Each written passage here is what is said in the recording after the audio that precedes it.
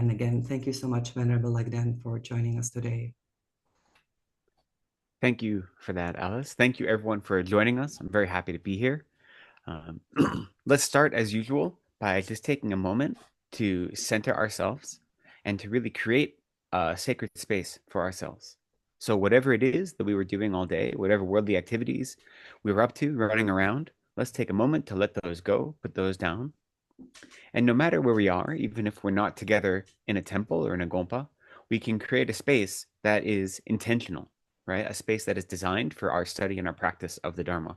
We can do that anywhere we are. It doesn't matter if we're in our bedroom, in our office, in our kitchen, on a phone, on a laptop, whatever it may be, we can create an intentional space. The reason we've come together today is to study. And so we take that as a chance to let all of our kind of worldly um, diversions we leave them behind, at least for the time being. We're not ignoring them, but we're not allowing them to control our attention span for the moment. So as we create this intentional space, this sacred space, let's set a very strong motivation that the reason we are coming together today to study the teachings of the Buddha is not simply for our own benefit, but is so that we might be of maximum benefit to others. Which is to say, we realize that right now, with all of the things going on in our lives and our minds, we're only of limited benefit to others. But if we were to become a Buddha, we'd be of maximum benefit to others. So by studying the teachings, analyzing them, and putting them into practice, by developing our minds in that way, we do bring about more happiness, more contentment, more peace in our own lives, but we do so for the purpose of giving ourselves greater wisdom and greater techniques or knowledge or skill and means to be of service to others. So let that be our strong motivation that we're coming together today, not merely for our own benefit, but so that we might develop the wisdom and the skill to be of benefit to others. And so for that, toward that end, we are going to be studying the holy teachings of the Buddha.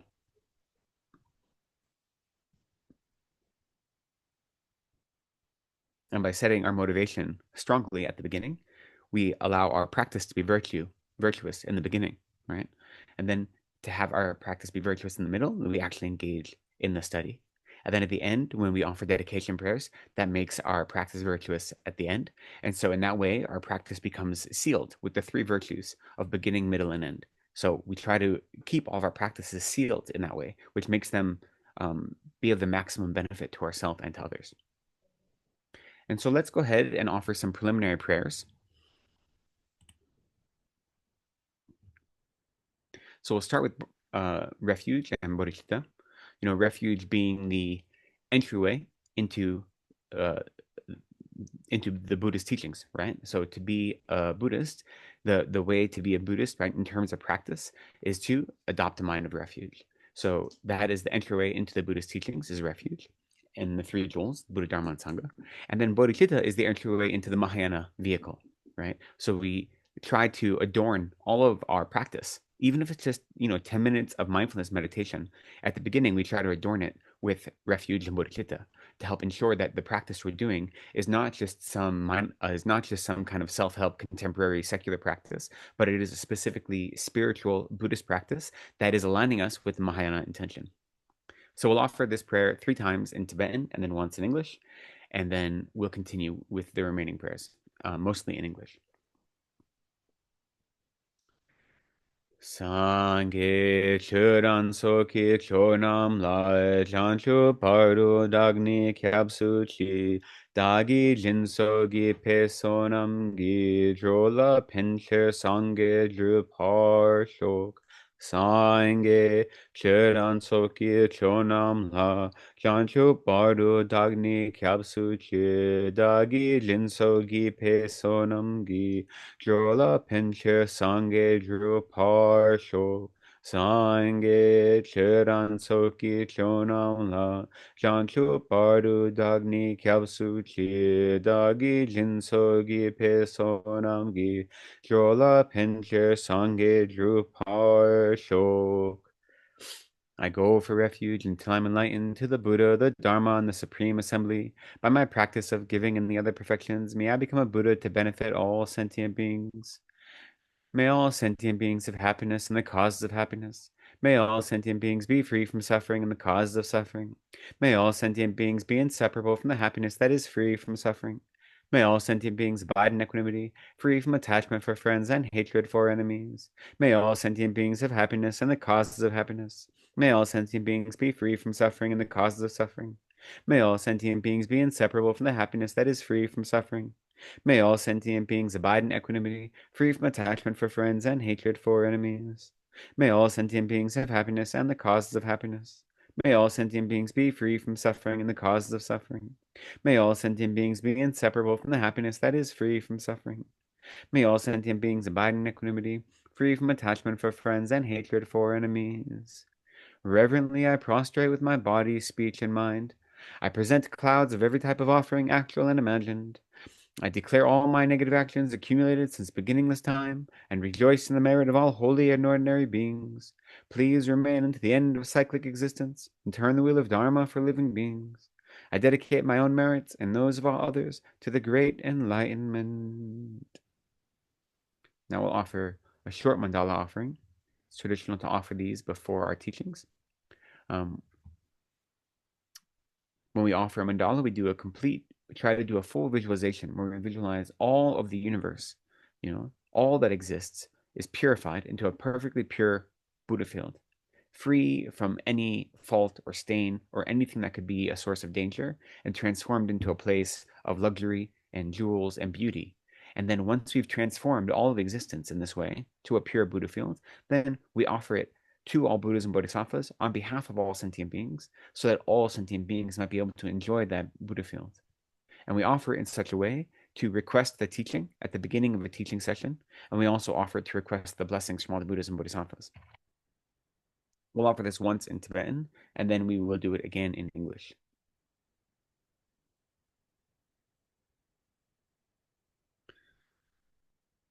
And this hand mudra that we use when we make a mandala offering like this is a representation of the Indian understanding of cosmology. So in the center is Mount Meru, and then the four major continents are what are surrounding it with your other fingertips. So this is a very common, or the most common, mudra to represent a mandala.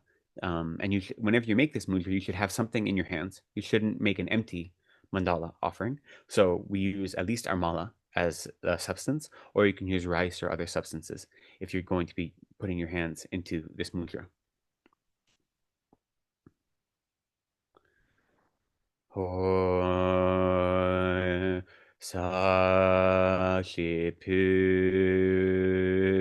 ki Joy Xing Me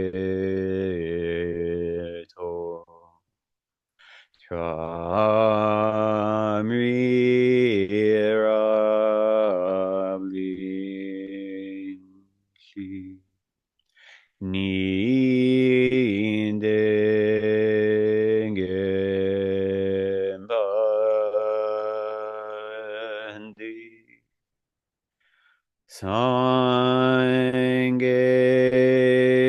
Shindu Mikte Uai Joku Namanda Shingla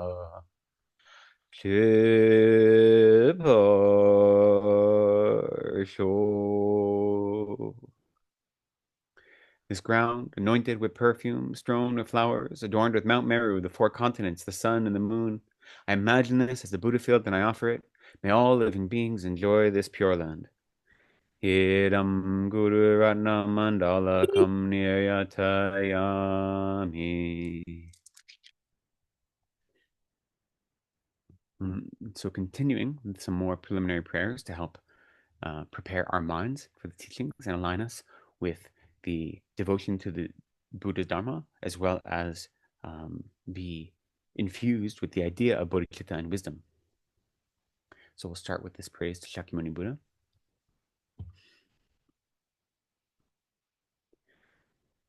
To the founder, the endowed, transcendent destroyer, the one gone beyond, the foe destroyer, the completely perfected, fully awakened being, perfect in knowledge and in good conduct, Sugata, knower of the world, supreme guide of human beings to be tamed, teacher of gods and human beings. To you, the completely and fully awakened one, the endowed, transcendent destroyer, the glorious conqueror, the subduer from the Shakya clan, I prostrate, make offerings, and go for refuge. To the founder, the endowed, transcendent destroyer, the one gone beyond, the foe destroyer, the completely perfected, fully awakened being, perfect in knowledge and in good conduct, Sugata, knower of the world, supreme God of human beings to be tamed, teacher of gods and human beings. To you, the completely and fully awakened one, the endowed, transcendent destroyer, the glorious conqueror, the subduer from the Shakya clan, I prostrate, make offerings, and go for refuge.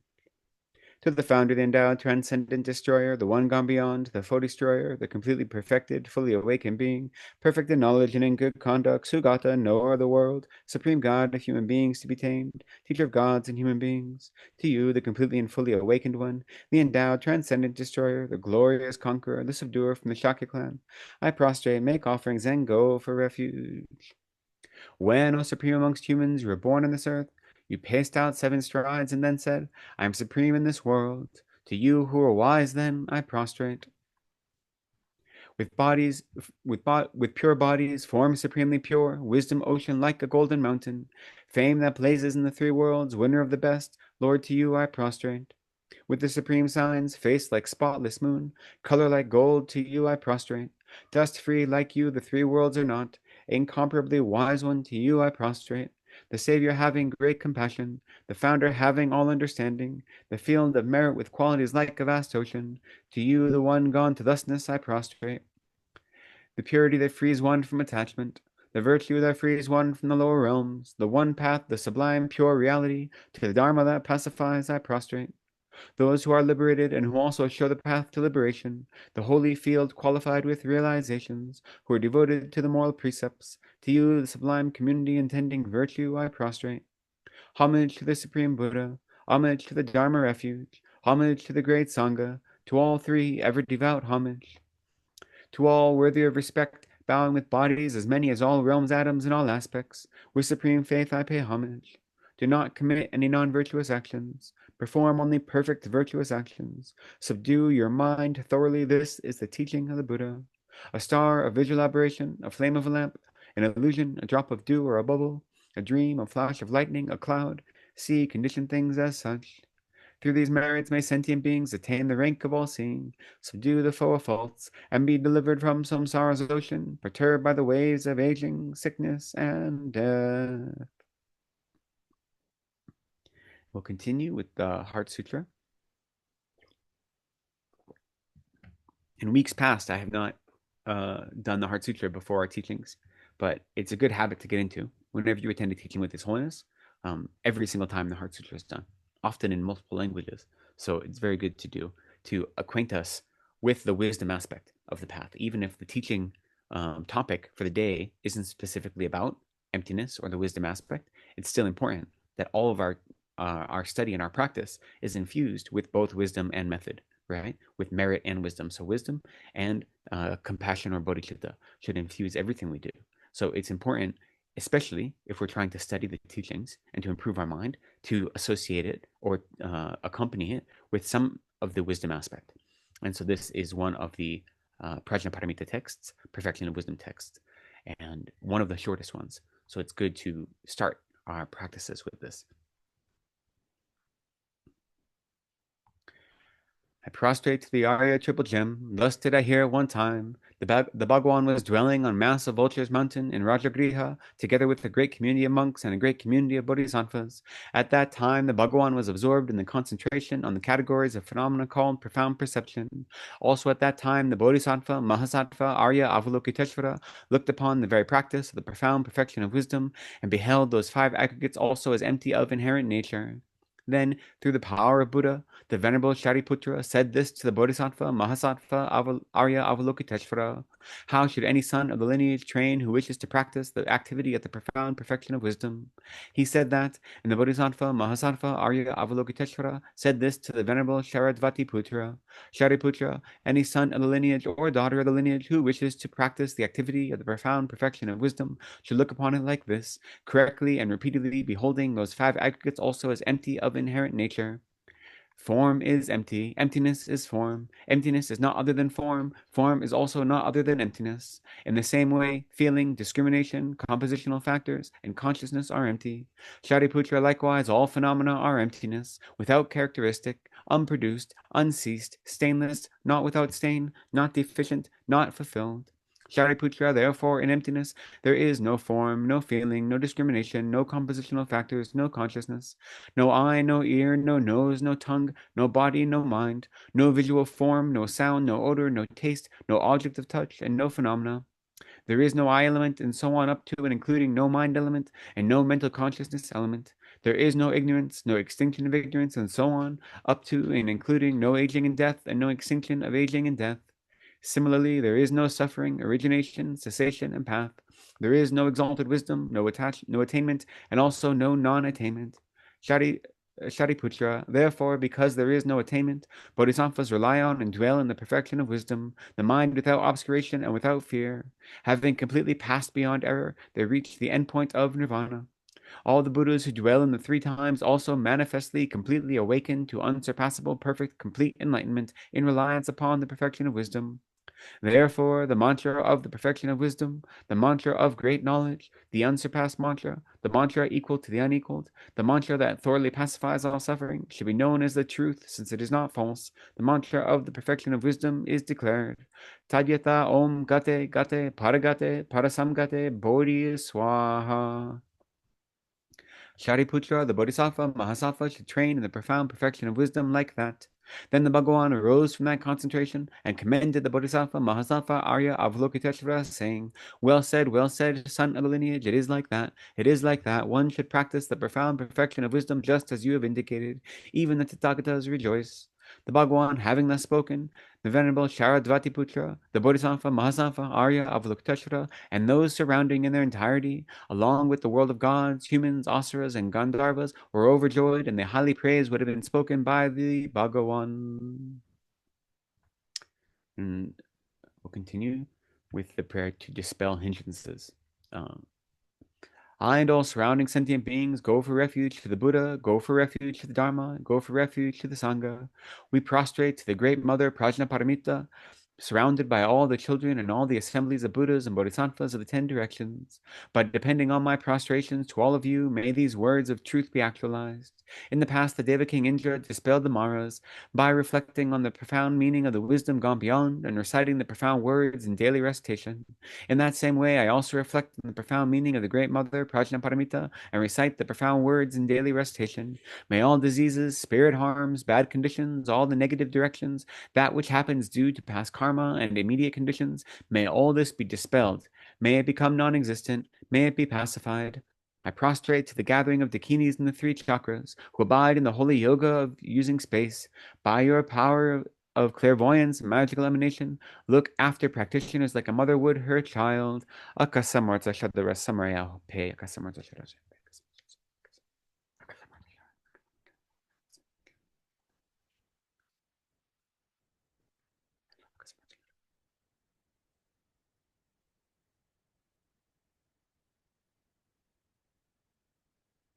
Akasamarta Shadara Samaraya Pe Tadyata Om Gate Gate Paragate Parasamgate Bodhi Swaha. By the by the teachings of the 3 supreme jewels, possession, the power of truth, may inner and outer hindrances be transformed, may they be dispelled, may they be pacified. Shintam Kuriye Swaha. May all negative forces opposed to the Dharma be completely pacified. May the host of 80,000 obstacles be pacified. May we be separated from the problems of harmful conditions to the Dharma, and may all enjoyments be in accord with the Dharma. And may there be auspiciousness and perfect happiness here, right now. Great. Thank you for being part of those prayers with me. It's very meaningful to be able to offer prayers with other people. You know, it's not something I get to do all the time. So I appreciate you in that way. So we're continuing our discussion of the Wheel of Sharp Weapons by Dhammarachita today. One of these seminal mind training texts. Mind training being the system of meditation that is designed to help us defeat our self-cherishing mind. You know, and this text was written probably in the 9th century. We received it through Atisha, Dharmarachita being one of Atisha's three teachers who taught him bodhicitta. He had two teachers in India, Dharmarakshita and Maitri Yogi, and then he had one teacher in Sumatra, whose name is Serlingpa, also known as Dharmakirti Sri. And those three teachers all taught him bodhicitta in one way or another. And when he traveled to Tibet, he brought those teachings with him. And so his explanation, or rather his declaration of this text, is our only record of it. We don't have a record of it actually written by, or in India, we have a record of it written in Tibetan at the request of a teacher after he recited it. So as we engage in this study today, it was mentioned earlier, but I'll also just remind people that I'm very open to questions, and I'm very happy for you to interrupt what I'm saying, to ask a question if there's a point I make that is not clear or needs clarification. If you ask it in the chat, I probably won't see it just because I have a hard time focusing on the teaching and the topic and the chat at the same time. But if you do ask it in the chat at the end of the session in our Q&A, the host, in this case Alice, will bring it up. So we will reference it. But you're free to interrupt me at any time to ask a question. As mentioned, try to keep the question on topic, whatever it is I'm talking about or whatever is going on in the text at that moment. And it's okay to have a follow-up question, but just remember that there are a number of us together here today, so we don't want to monopolize all the time in any one question, especially if it's off on a tangent and not really focused on a doubt that many others share as well. But with that said, I do invite any and all question, and I'm very happy to do the best I can with them. So thinking about mind training, right? Mind training is designed to destroy the self-cherishing mind. Or that is the kind of modus operandi of the mind training teachings, is that they are looking at all of the teachings of the Buddha, whatever the other teaching may be, and putting them into a certain context that allows us to meditate on them and study them through the lens of how can that understanding then defeat our self-cherishing mind, right? So it isn't just one aspect of the Buddhist teachings. The mind training tradition takes all of the teachings of the Buddha, but it just changes the way you view them, right? It creates a new lens through which to understand the teachings. So with that said, then you have the question, well, we say self-cherishing is the cause of all of our suffering. That is the reason we want to uproot it and get rid of it. But why is that the case? It's easy to say that. It sounds really nice. I think it's important to ask, when we say that self-cherishing is the cause of all of our suffering, what does that really mean? And do I really believe it? Because if we don't really believe it, right? If we just say it because it says so in the teachings from the Buddha or our gurus say it, and we understand it intellectually, but we don't have a real belief in it, a conviction in it, then we're not really going to progress, right? In all of our studies, we have to bring in the three aspects of study, contemplation, and meditation. So study is when we learn a new topic, whatever it may be, when we either hear it from a teacher or we read it in a book. Traditionally we say hearing. It's the word they use in Tibetan, tepa, because the way you traditionally would study is by hearing things from your an oral lineage from your teacher. But here it means any type of study. So whenever we're studying a topic, whether it be a brand new topic or something we've studied before, but we want more in depth on, that's the first aspect of us engaging in the Dharma. And then the next aspect is contemplation. That means whatever we've studied, whatever notes we've scribbled down in our notebook, we actually want to think about them. Say, do I believe in this? Do I understand this fully? Do I think this makes sense? Are there doubts I have about this that I need answers to? Right? That is what contemplation is for, is actually digging into this new material you've studied once you have all that data and saying, how does this feel to me? Right? Can I develop conviction in this? And then once we develop conviction, that's when we bring it into our meditation, and then we meditate on it in such a way. So the idea of meditating on these topics isn't to think about them only, right? When we meditate on something, the Tibetan word for meditation, gom, it means to become familiar with something. So when we meditate on these topics, what we're doing is we are becoming familiar with them, right? And we're becoming familiar with the minds that adopt them and hold them and prioritize them. And so in that way, we are making our minds inseparable from these Dharma topics, whatever they may be, right? And so we should constantly be working with all three of these, study, contemplation, meditation. And We don't have to think that we have to perfectly complete one before we move on to the other. So even if you don't perfectly understand a topic, you still bring it into your meditation, right? You bring whatever conviction and understanding you have into your meditation. And then, since it's a continual process, as you develop a greater level of understanding, as you learn more, as you are able to develop a stronger conviction, then you bring something else into your meditation. And by meditating on it, you might also then have more insight, which then leads you to more contemplation, right? So it isn't static. We have to be doing all of these things at the same time. And so when someone says self-cherishing is the cause of all of our suffering, that sounds really nice. And I have conviction in the Kadampa Geshes, right? And this early lineage that came from Atisha. So I believe it. But what does it really mean?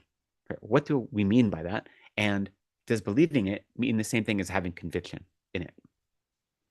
So self-cherishing, the self-cherishing mind, is the mind that says my happiness is more important than your happiness, right? That's the very simple understanding of what the self-cherishing mind is. Now, it works in many insidious ways. The most common way we talk about is in the eight worldly dharmas, right? So it is, I think of the eight worldly dharmas as like the foot soldiers who are doing the bidding of the self-cherishing mind, who's the general. The eight worldly dharmas are four minds or four attitudes that we adopt and four that we are scared or we avoid, right? And we need to get rid of all of them. So they come in four pairs. So we tend to have the motivation to seek out our own profit or gain and to avoid loss. So either seeking out our own profit or gain or avoiding loss, those are worldly dharmas.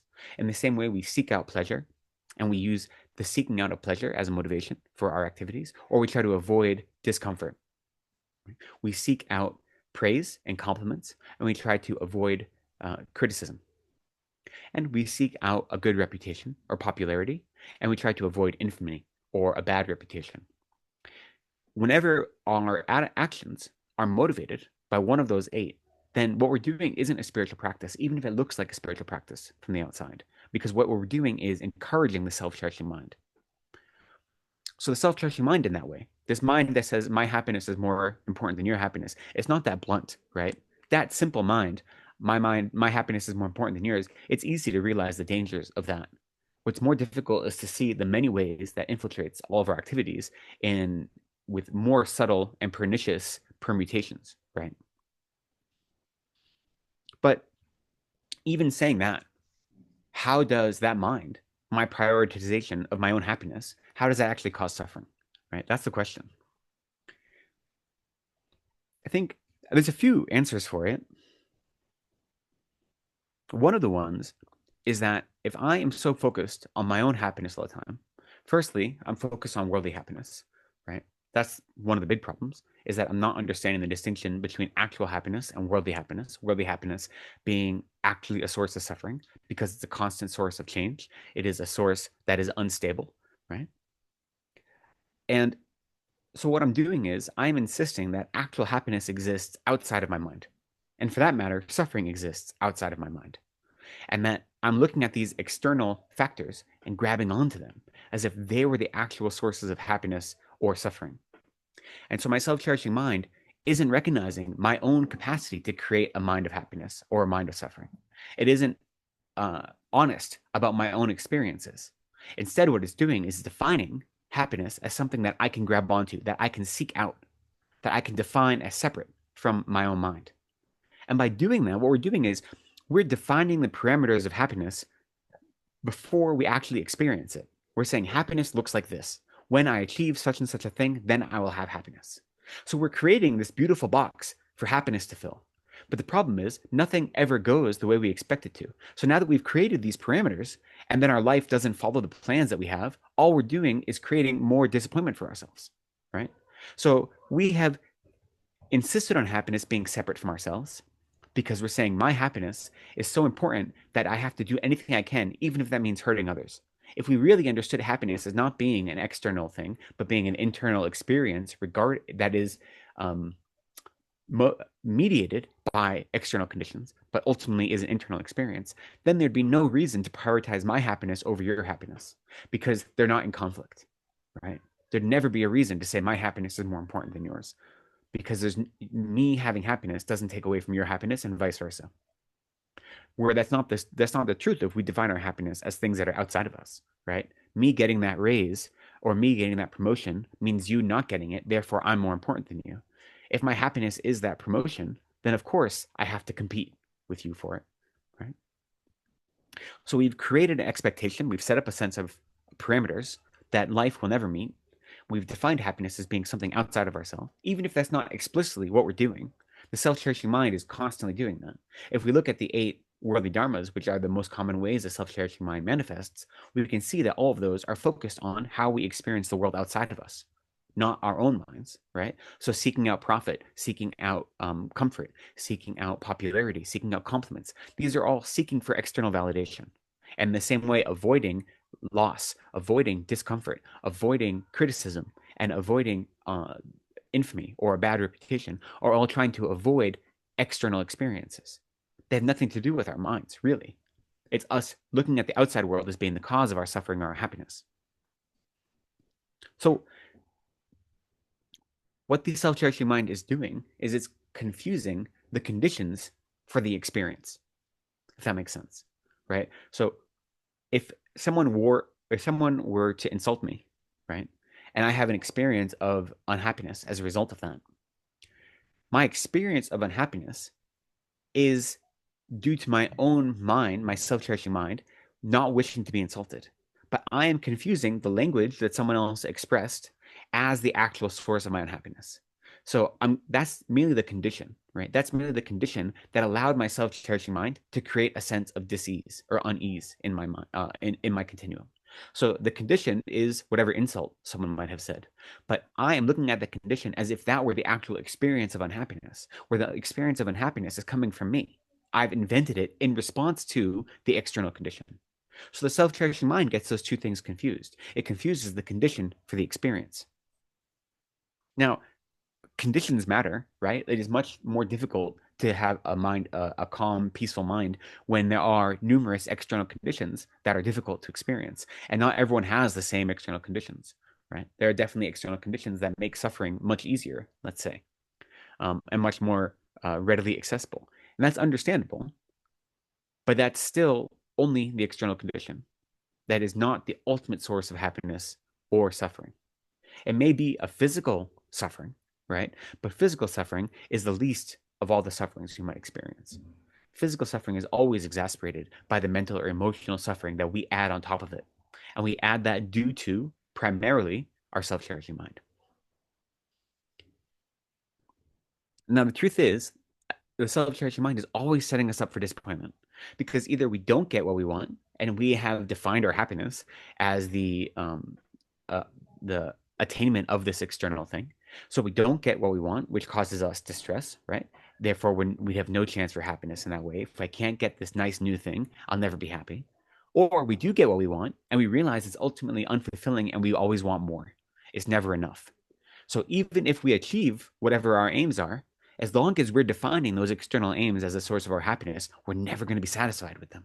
So we're always going to be seeking out more and more and more, no matter how many things we acquire, right? So the self-cherishing mind is setting us up for misery in that way. It's setting these high expectations that can never be realized because there is nothing to external happiness or external suffering. So those are the kind of central ways that the self-cherishing mind, I think, causes our suffering. The self-cherishing mind, it doesn't cause the external conditions we experience, right? It doesn't, the self-cherishing mind doesn't really have any effect on the world we're living in and how it interacts with us. The self-cherishing mind is the factor that understands those external experiences and interprets them as a cause of distress and as a suffering. And it confuses those external conditions as if they were the experience of suffering, right? And in that way, it's the cause of all of our suffering. So what does it mean to defeat the self-cherishing mind then, right? You can even say, I live in the world. It's useful for me to have a mind that is, at least to some extent, seeking out profit and trying to avoid loss, because I need to be able to, pay for my family. I have to pay for my house and my food and, all these things. So maybe the self-cherishing mind is helpful, right?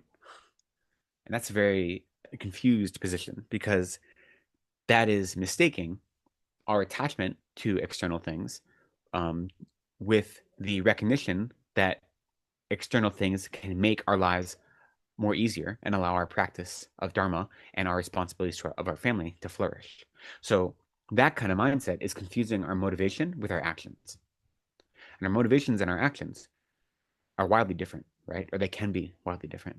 If we can cultivate a Mahayana motivation, a motivation that says every activity I'm doing is not for my own benefit, but so that I might become a Buddha to benefit all their sentient beings. If we can bring that intentionality to our daily life, then what we're doing is we're transforming our worldly activities into spiritual practice, right? So if you say, well, I need to get a job and it'd be good for me to impress my bosses because then I might get a promotion and that promotion will give me more funds and those funds will allow me to take better care of my family, to make more offerings to the temple, to, improve my circumstances, to give me more free time that allow me to study and practice whatever it may be, right? As long as that motivation is not because I want more things or because I deserve a raise, people should see how good I am at this job, or my bank account isn't big enough, I need more external validation. If that's not the motivation, but the motivation is I want to be able to practice Dharma to the best of my ability, and having conducive conditions would include having a nice job that gives me an income that I can live off of. That motivation means that you're seeking out a raise would be a spiritual practice. If you could actually keep that motivation pure, which is hard, right? Usually our motivations are mixed, but that, you know, the self-cherishing mind confuses the motivation for the action. So we shouldn't ever do that. Or rather, the mind that says it's important living in the world to, impress people and so on, confuses the motivation for the action. So when we say we want to get rid of the self-cherishing mind, we're not saying that everyone should go move into caves and give up all worldly experiences, right? That's not a logical opportunity for most of us. Because no matter how far you run, you can't outrun your mind. Even if we all could go to caves, I just bring my self-cherishing mind to the cave with me. I might be living in the middle of nowhere, have no external validation, yet my self-cherishing mind is keeping me plenty of company, right? So giving up the self-cherishing mind doesn't mean giving up the things around us that we've come to rely on. What it means is not expecting the those things around us to be the sources of our happiness or our suffering, right? So when we give up the self-cherishing mind, or we try to defeat it, there are two ways to do it. We need to do both. The first is we want to cultivate the active and immediate antidote to the self-cherishing mind.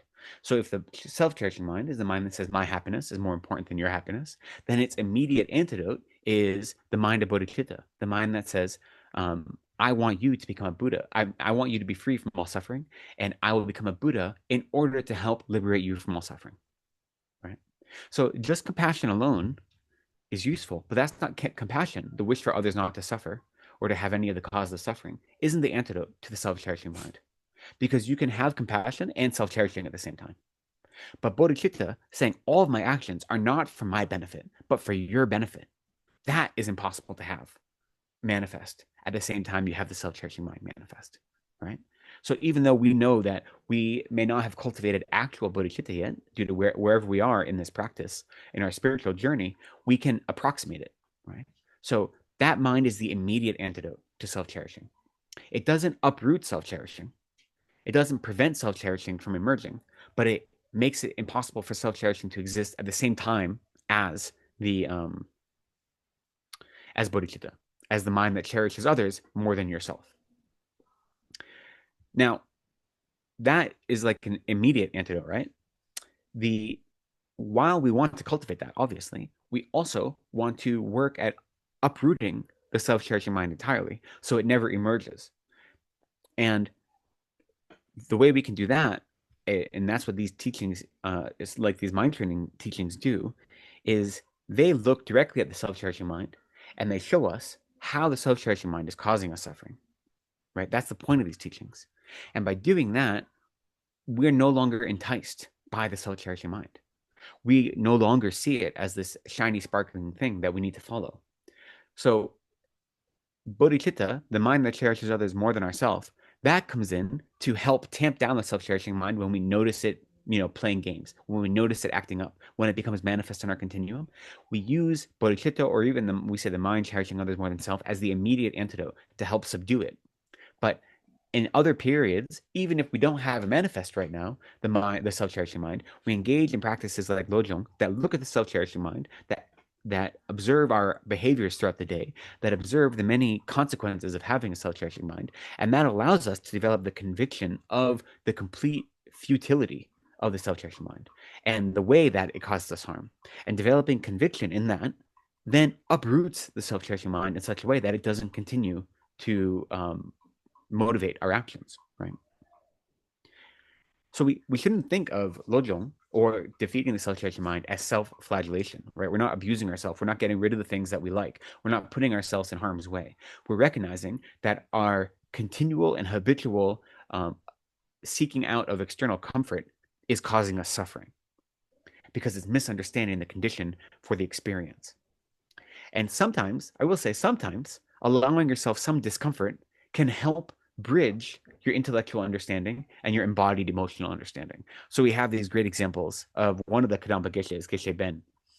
And his examples are always, him making a fool of himself in some way or another, which I can relate to. But so one of them, for instance, is he's in the queue to receive his meal. And the meal for the day is curds. And so he's in the queue and he has his bowl in front of him and he hears them spooning curds to all the monks that are sitting in front of him. And he's listening and he says, wow, they are giving out a lot of curd today. Like there's not going to be any curd left when they come to me. And so he gets very anxious about how much curd is being given away because he really wants some and he's hungry and he's convinced that they're giving away too much and that he's too far back in the line. And by the time they get to him, there's not going to be any left, right? So that is his self-cherishing mind saying that I need this right now. That's what's going to give me happiness. And luckily, before they get to him, he realizes that. And he realizes that this anxiety I have is merely my self-cherishing mind creating all these problems for me. So when they go to offer him curd, he turns his bowl over and he says, no, I've already had mine. I don't need any more, right? Which is a nice little story. Now, we don't have to actually abuse our bodies in that way. Now, missing one meal isn't really, abusing our bodies in any big way. And sometimes those little things can help us bridge, like I said, our lived in experience with our intellectual understanding. But in general, the point of self-cherishing, of defeating the self-cherishing mind, is not to be self-flagellating, is not to beat ourselves up, is not to say I'm such a bad person that I've been doing this over and over again. That's not the point at all, right? The point is to seek out freedom. The point is to develop a mind that is continually content and finds happiness everywhere it goes. That's the point of defeating the self-cherishing mind. The reason sometimes it feels difficult is because we're so used to our ego running the show that whenever we look at our ego and say, hey, you are not doing a good job, all you're doing is causing me pain, that feels like we're under attack, right? So it can feel like we are putting ourselves in the line of fire. But the truth is we're not. We're putting our self-cherishing mind in the line of fire for the intent or the purpose of having a life that is filled with contentment and peace and happiness at all times. That way, we can be of most benefit to others. So we're not trying to beat ourselves up. Now, sometimes the language is harsh. Sometimes we don't like looking at our egos. We don't like looking at the kind of nice, pretty lies that we tell ourselves in order to get through the day. We don't like looking at those things. And so it can feel sometimes very direct and like it is trying to think badly of ourselves. But that's not the case.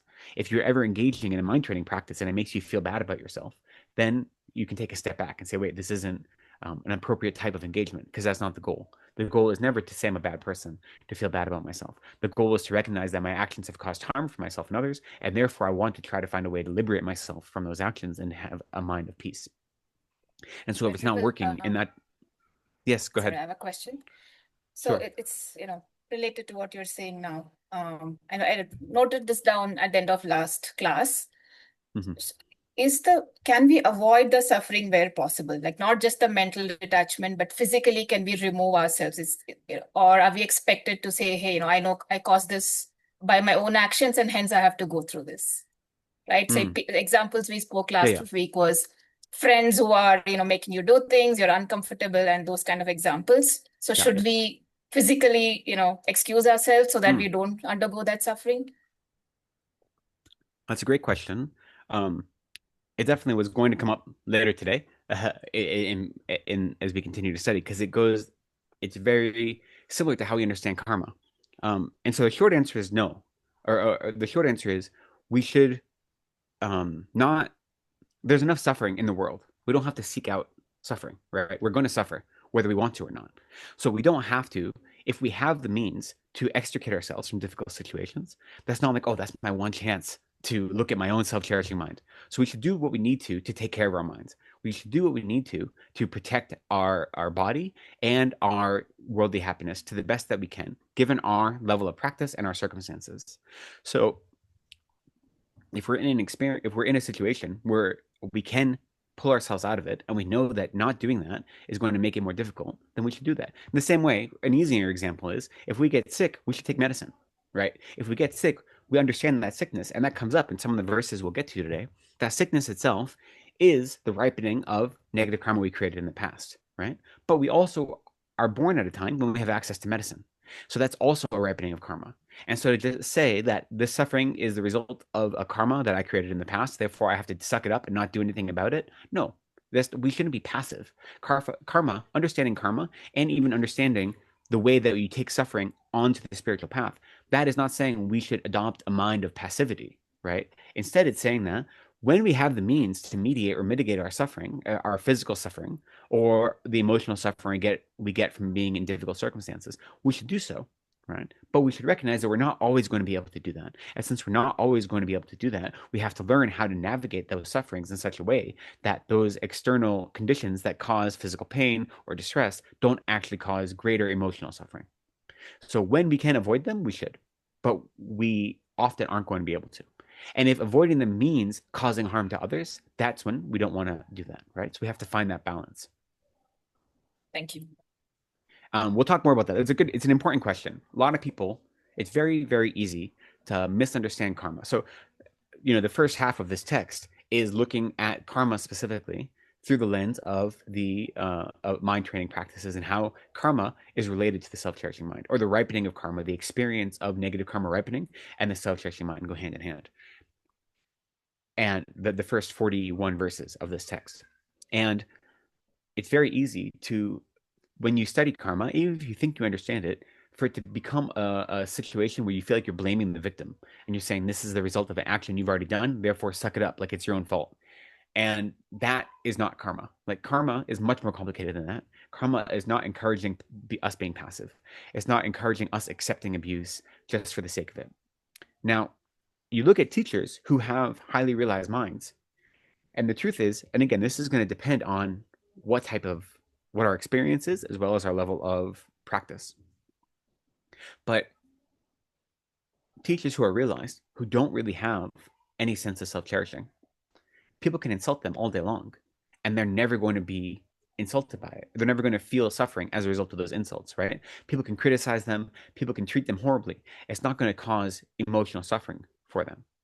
And so as a result of that, they would have no need to extricate themselves from those circumstances, because their level of practice has already created a situation where it doesn't actually create suffering for them, right? So there are occasions where we don't have the chance to extricate ourselves. But in the other cases, when we can, we have to look at our mind and say, maybe I can be in this circumstance and not experience it as suffering. Now, it depends on what it is, right? I'm not saying you should put yourself in harm's way. So, we take baby steps, but we recognize that sometimes it's worthwhile being in difficult circumstances, because those are the circumstances that help sharpen our minds, right? In the same way that a whetstone sharpens a blade. It's taking those difficult circumstances and using them to transform our mind into something that doesn't allow our external circumstances to mediate our inner experience. We can only do that through practice. So we have to see what the balance is, right? There's always going to be a balance. So if we are trying to take this holistic approach of undermining our self-cherishing mind, which is to say that we are working on developing the mind that cherishes others, we're working on developing bodhicitta, but at the same time, we're looking at our own ego. We're looking at how the self-cherishing mind causes suffering in our lives and its many kind of permutations. So we're engaging in this holistic practice where we're studying, we're trying to take that study, we're trying to understand it, develop conviction in it, meditate on it in such a way that we bring it to our everyday life. So I think, as I've said before, we want to bring the Dharma into our everyday life.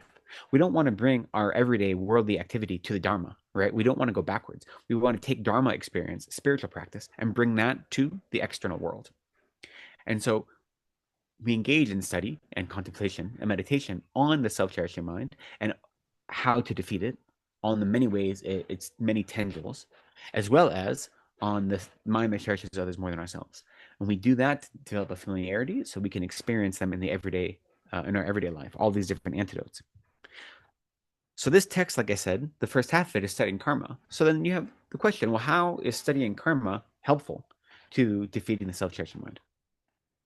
And surely when you study the Lamrim, we study the Lamrim without, and we come to the karma section of the Lamrim, the self-cherishing mind isn't mentioned, right, in that section of Lamrim, generally speaking. So you can study karma, the karma and its effects, without doing it through a mind training or Lojong lens point or viewpoint. So what is the benefit of studying karma and Lojong or mind training together? And how does understanding karma more completely allow us to see the many ways the self-cherishing mind is harming us more fully?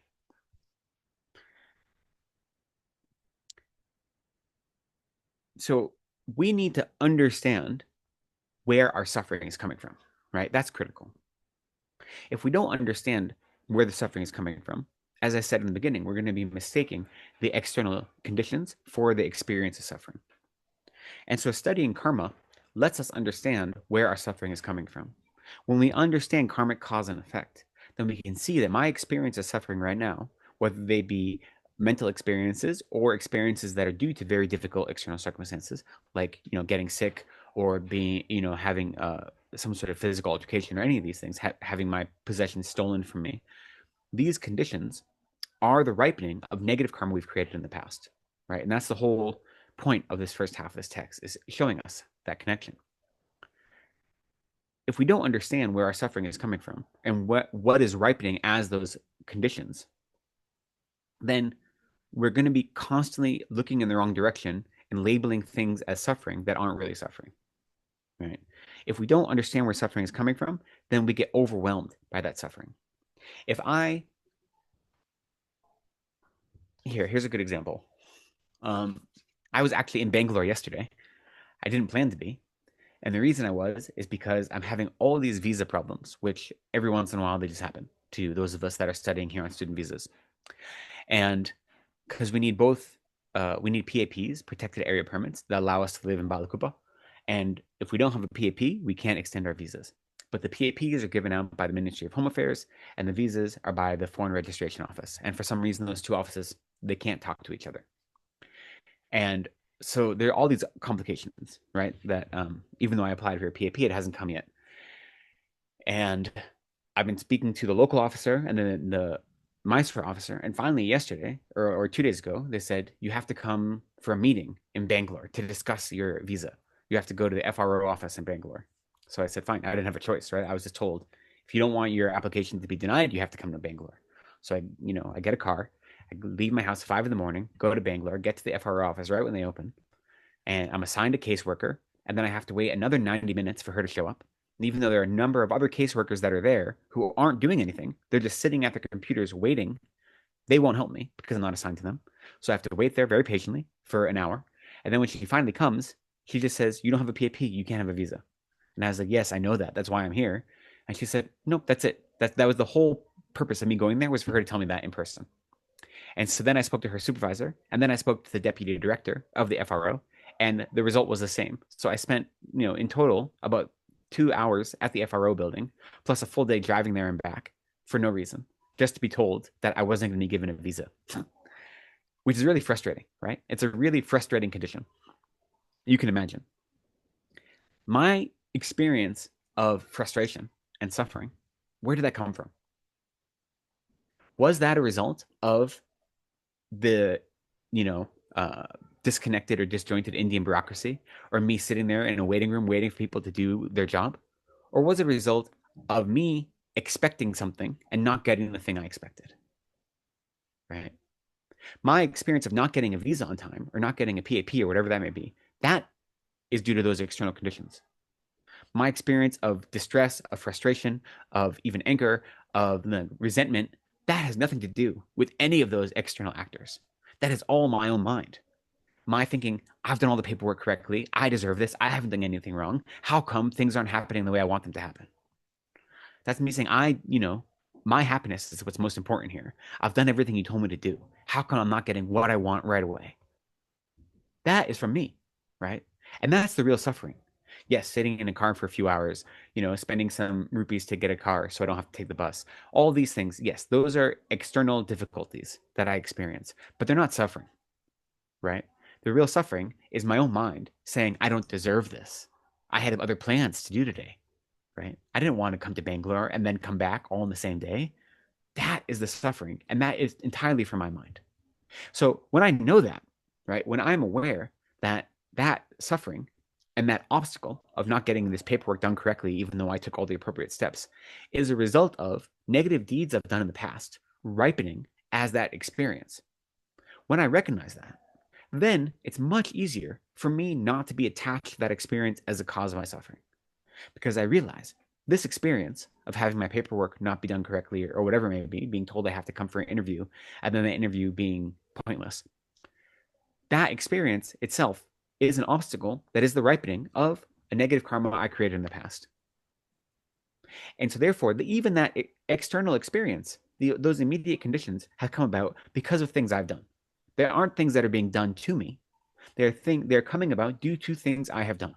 And then on top of that, my experience of those conditions is also due to my own mind.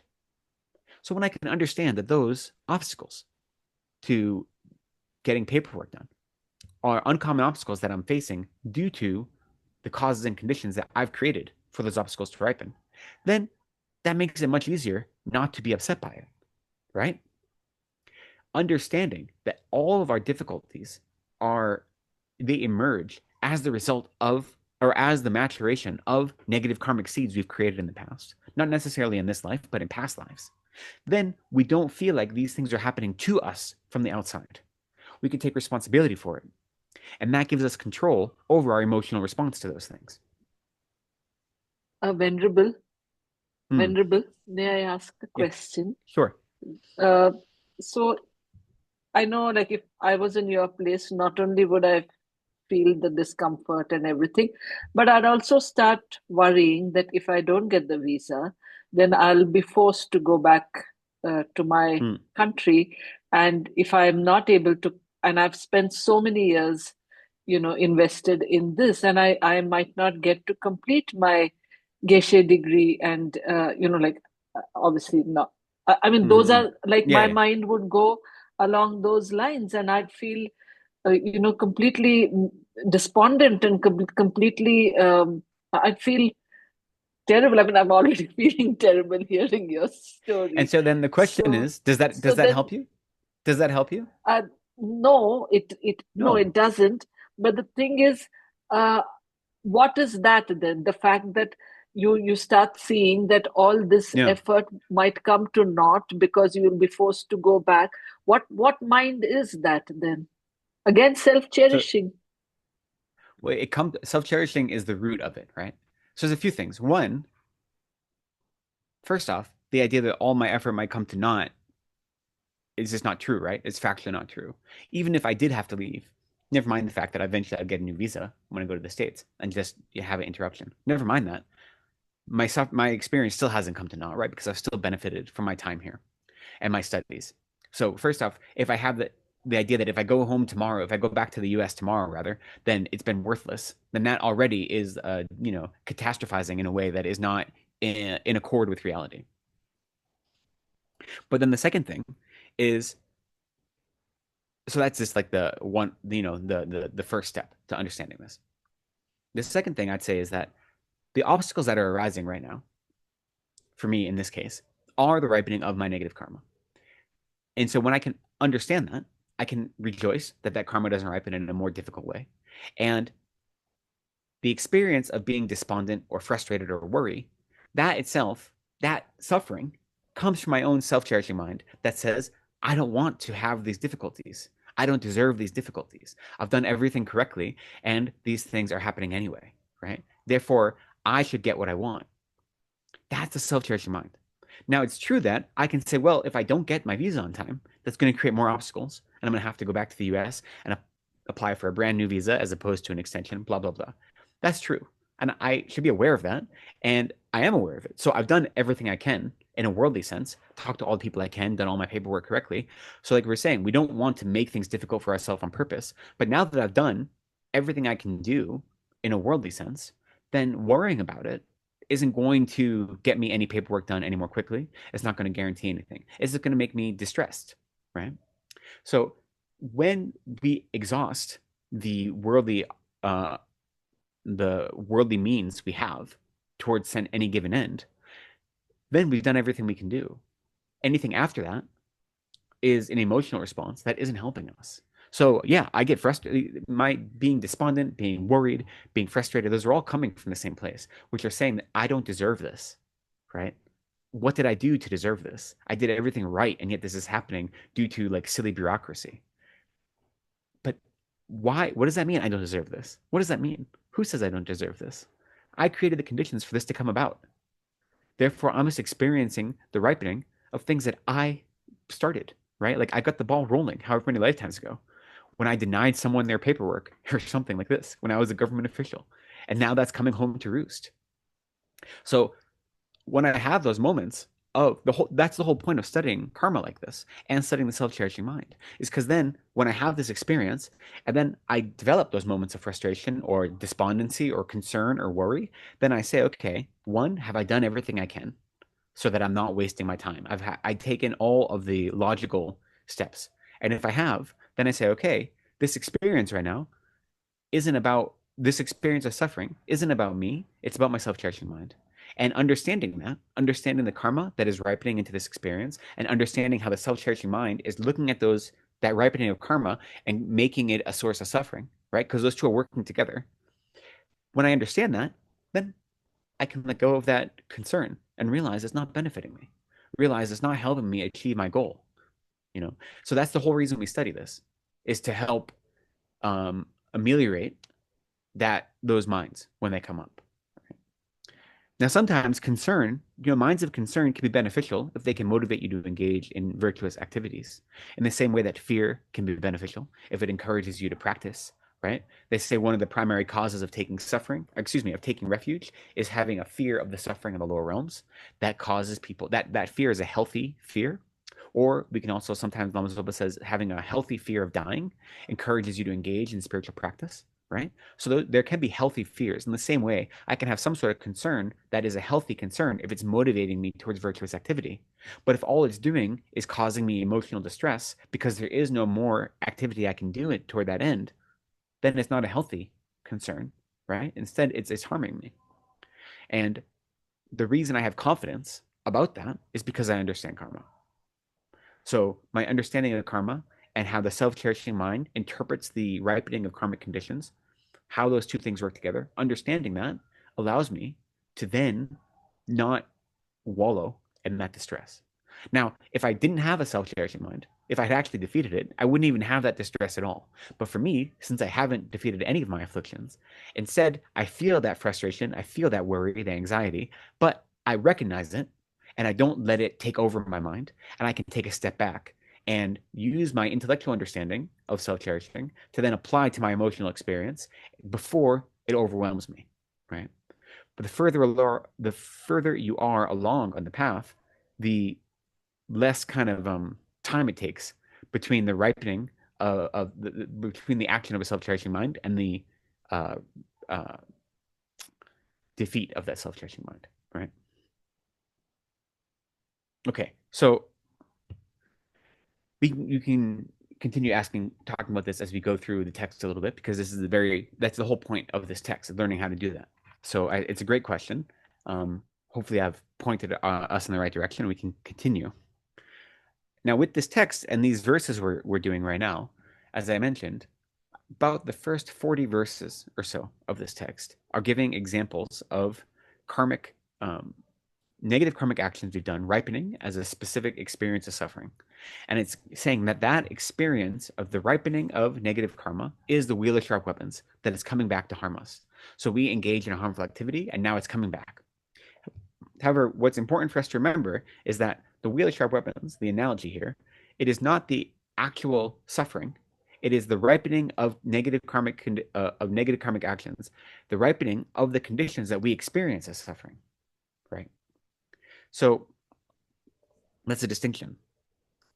And the reason we have every one of these verses is a different example. And sometimes they overlap. Sometimes there is bleed through from one example to the next, because there are many different causes that can have a similar result, right? And there are many different results that can come from a single cause. So it's not like everything is 100% black and white all the time. I think we talked about this before, that sometimes we can say that, there are some teachings that say the experience of the ripening of, a certain type of emotional distress may be from cause A or from cause B, depending on like what text we're studying. And those aren't contradictory. It's showing that different causes can have similar results. So you'll see some of these verses overlap each other a little bit. And the reason we're exploring all these different examples is, there are a few reasons. The main one is to remind us that all of our experiences of suffering come from the ripening of negative karmic actions we've done in the past. So even the smallest or the most grandiose, large experience of suffering, the conditions that ripen into that experience come from negative karma. So having many different examples that cover different aspects of our life help remind us of that. And in addition to that, just having these multiple examples, maybe a lot of them aren't something that we connect to, right? But all of a sudden, one of those examples will strike us, right, in a vital point.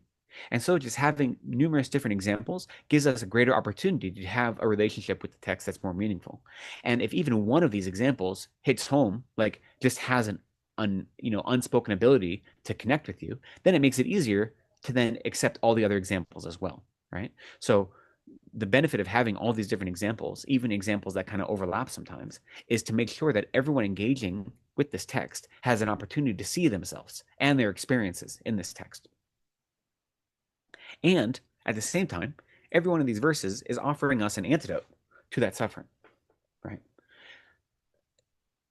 So as we go through the next couple of verses, and as you study this on your own, what I want you to be looking at with every one of these verses is, first off, the experience of suffering that is ripening as a result of a negative karma, and the experience of those conditions that is being mediated by the self-cherishing mind, because those aren't the same thing, right?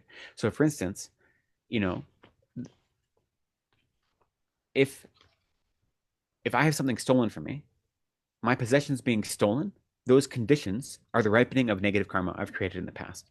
My experience of grief and of loss and of frustration or anger that I cultivate because my possessions are stolen, that's the self-cherishing mind reacting to the conditions. So we have those two causes at play. One is the negative karmic seed that ripens as a set of conditions, and one is the self-cherishing mind that interprets those conditions in such a way that confuses the conditions for the experience. So every one of these verses has both of those at play, right? They may not explicitly mention both of those, but it is showing us that our negative karmic actions ripen as conditions, and then the self-cherishing mind looks at those conditions and creates a mind of suffering as a result.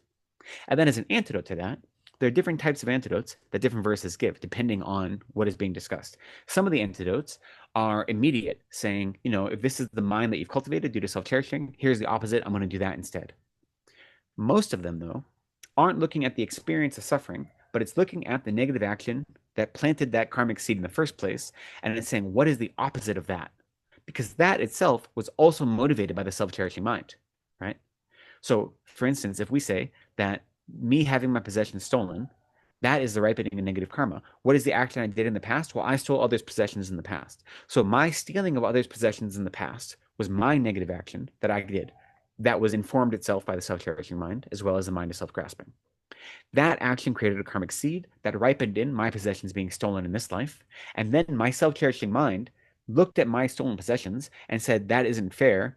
I want my happiness, not yours. My happiness is more important. And therefore, my possessions being stolen was experienced as suffering because of my self-cherishing mind. So then the antidote is I can't avoid the fact that my possessions have already been stolen, right? So the antidote that's given isn't to avoid that because it's already happened. That karma has already ripened. What the antidote is doing, for the most part, not in all the verses, but in most of them, is to prevent creating the karmic seeds that allow those conditions to ripen again in the future. So if we know that one of the primary causes for you to experience theft is if you engage in theft, if we know that, then we say, instead of engaging in theft, I'll do the opposite, which is like practice generosity and make sure that my mind doesn't cling to possessions as if they're more important than for me than they are for others, and therefore I won't try to take possessions that don't belong to me. By doing that, I'm not changing the fact that my possessions right now have been stolen, right? Because that karma's already ripened. What I am doing is I'm not creating more karmic seeds that will ripen as my possessions being stolen again in the future. So the antidote isn't always working on the immediate experience, it's helping prevent that experience from happening in the future. However, some of the verses are looking at then how can I use my experience of suffering now as a kind of tonglen practice? So tonglen being the meditative practice that comes from Lojong, where I take other suffering onto myself and I give away my happiness. So some of these verses take whatever example they're giving and relate it to tonglen practice, because that could be an immediate type of antidote, right? If I'm overwhelmed right now at the experience of loss from whatever was stolen from me, and I have a mind that recognizes that, but I'm still experiencing it, I can engage in a Tonlen practice, which may feel false at first, right? It may be very manufactured, but it gives me a chance to not allow my suffering mind to overwhelm me, to control my narrative. And instead, it lets me get control over the narrative again, to look at it and say, yes, these possessions are taken from me, but that doesn't affect my happiness. My happiness and my suffering come from me. And by engaging in this Tonlen practice, where I willingly give away all my possessions to others, and I take their debts and their suffering and their, their harms upon me willingly in my meditation practice, that makes it easier for me in that very moment to not experience suffering as a result of having my possessions taken, right? So as we go through these verses, I want you to pay attention to that. And when you study these on your own, pay attention to what is the action that is being posited as the original karmic seed, what motivated that action, how does a self-cherishing mind then look at the conditions that result from that action and experience them as suffering? And then what kind of antidotes are being given? Are the antidotes designed to immediately suppress or overwhelm the immediate experience of the self-cherishing mind? Or are they helping prevent it from arising in the future, or a combination thereof? So whenever you study these verses, those are all the things you should be thinking about, right? Because they all work together. And they aren't quite the same on every verse, but it's always playing with those similar things.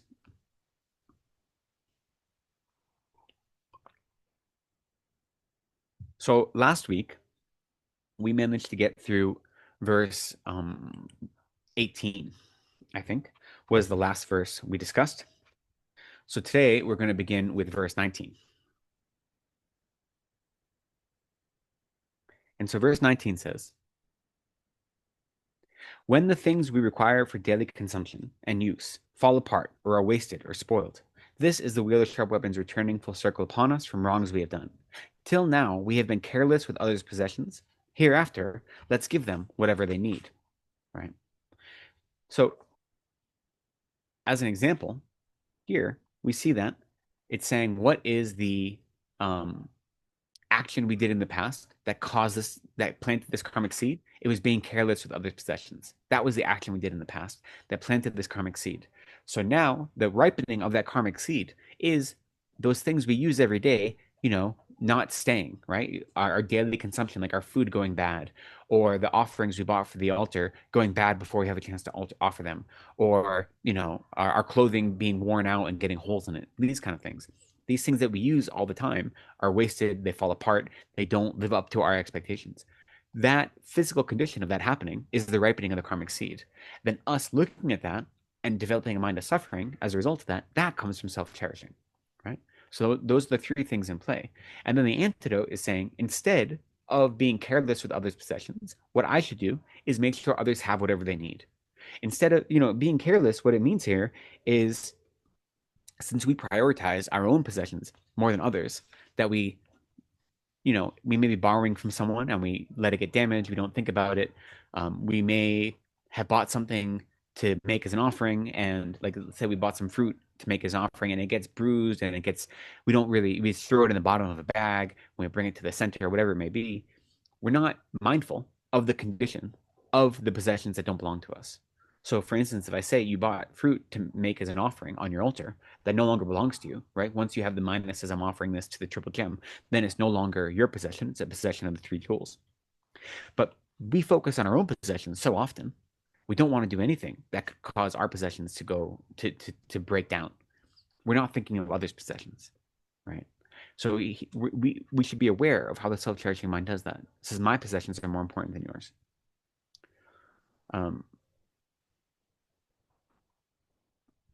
It's interesting. Of all the many afflicted minds I have, this is one thing. If I'm borrowing something from someone, I'm so worried about not giving it back in like perfect condition that I'm very careful with others' possessions when I'm borrowing them. Yet, so that part of it for me personally is quite easy. However, the flip side of that is, I still want nice things for myself, and thinking of me owning something versus someone else owning something, I don't always. It's more difficult for me. There's an element of jealousy, right? When I see someone that has something nice that I want, instead of immediately having a mind of rejoicing that says how great for them that they have that nice thing, I say, oh, I wish I had that. Even that's being careless with someone's possessions. Because what it's doing is it's allowing me to generate a mind of jealousy, right? Jealousy being the exact opposite of rejoicing, and jealousy being very, very pernicious and dangerous. So even that is a way that we are often careless with others' possessions, because we look at them and instead of celebrating that other people have those possessions, we envy them, we covet them, right?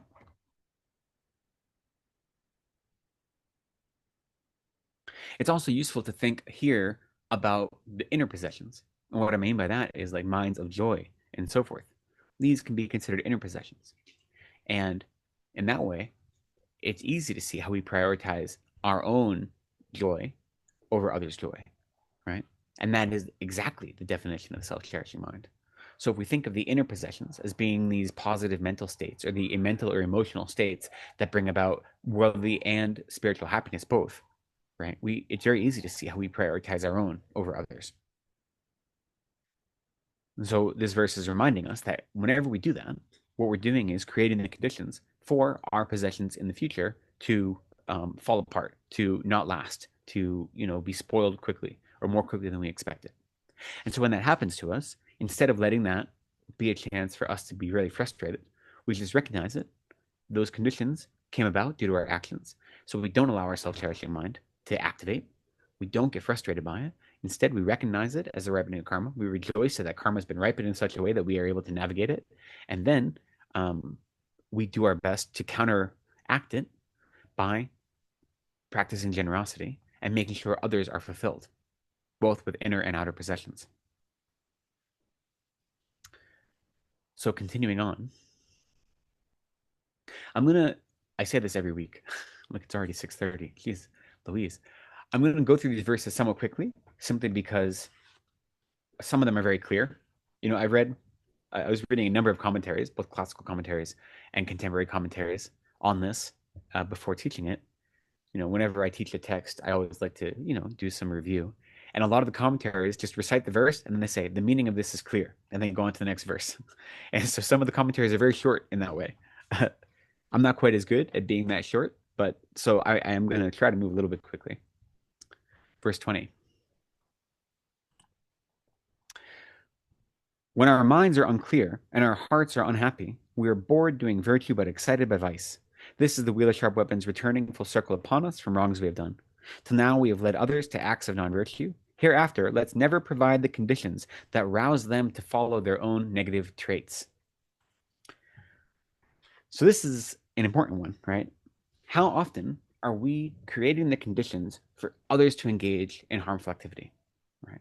And it's something we probably do all the time without even meaning to. Sometimes it's very, very clear. Like we're encouraging people to engage in gossip, or we're encouraging people to, even if we say after work, let's go to the bar and get a beer, that's encouraging a non-Dharma kind of activity, right? It's encouraging them to put virtue to the side and engage in a worldly practice instead. We do these things all the time, and they're not nefarious. They're not done, oh, I want this person to engage in non-virtue. We just prioritize worldly happiness as opposed to spiritual happiness. And so we encourage people to seek out worldly happiness, right? and by encouraging people to seek out worldly happiness. That's the opposite of a spiritual practice. And we do it with best intentions quite often, right? Now, what does it mean to have minds that are unclear? This can be everything from, and hearts that are unhappy. So here, hearts unhappy means when we just have experiences of depression or unhappiness that come out of nowhere, right? They just wash upon us without external causes that we can pinpoint.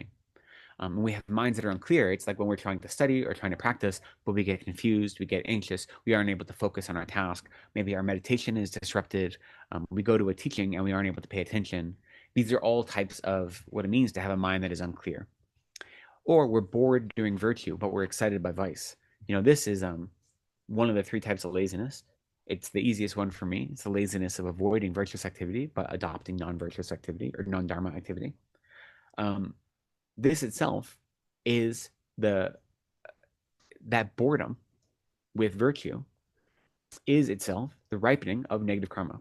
And it's, one of the types of karmic result is a result that is similar to its cause in habit, right? So when you engage in a practice where you're seeking out worldly happiness and you think that spiritual practice or spiritual advice or virtuous activity is not worthwhile, and therefore you seek out worldly vice or worldly happiness instead, and you adopt that kind of laziness that says, I'm not inspired to engage in virtuous activity, but instead I'm engaging in worldly happiness or seeking out worldly happiness.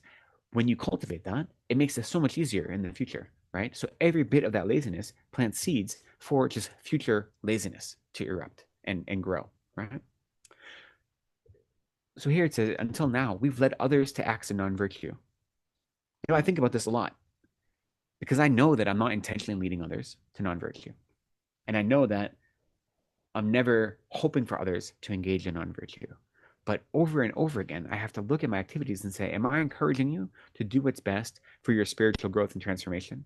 Or am I saying it's okay once in a while to be worldly, And how often, before I found the Dharma, did I encourage people to go do worldly activities? And how often, after finding the Dharma, do I encourage it?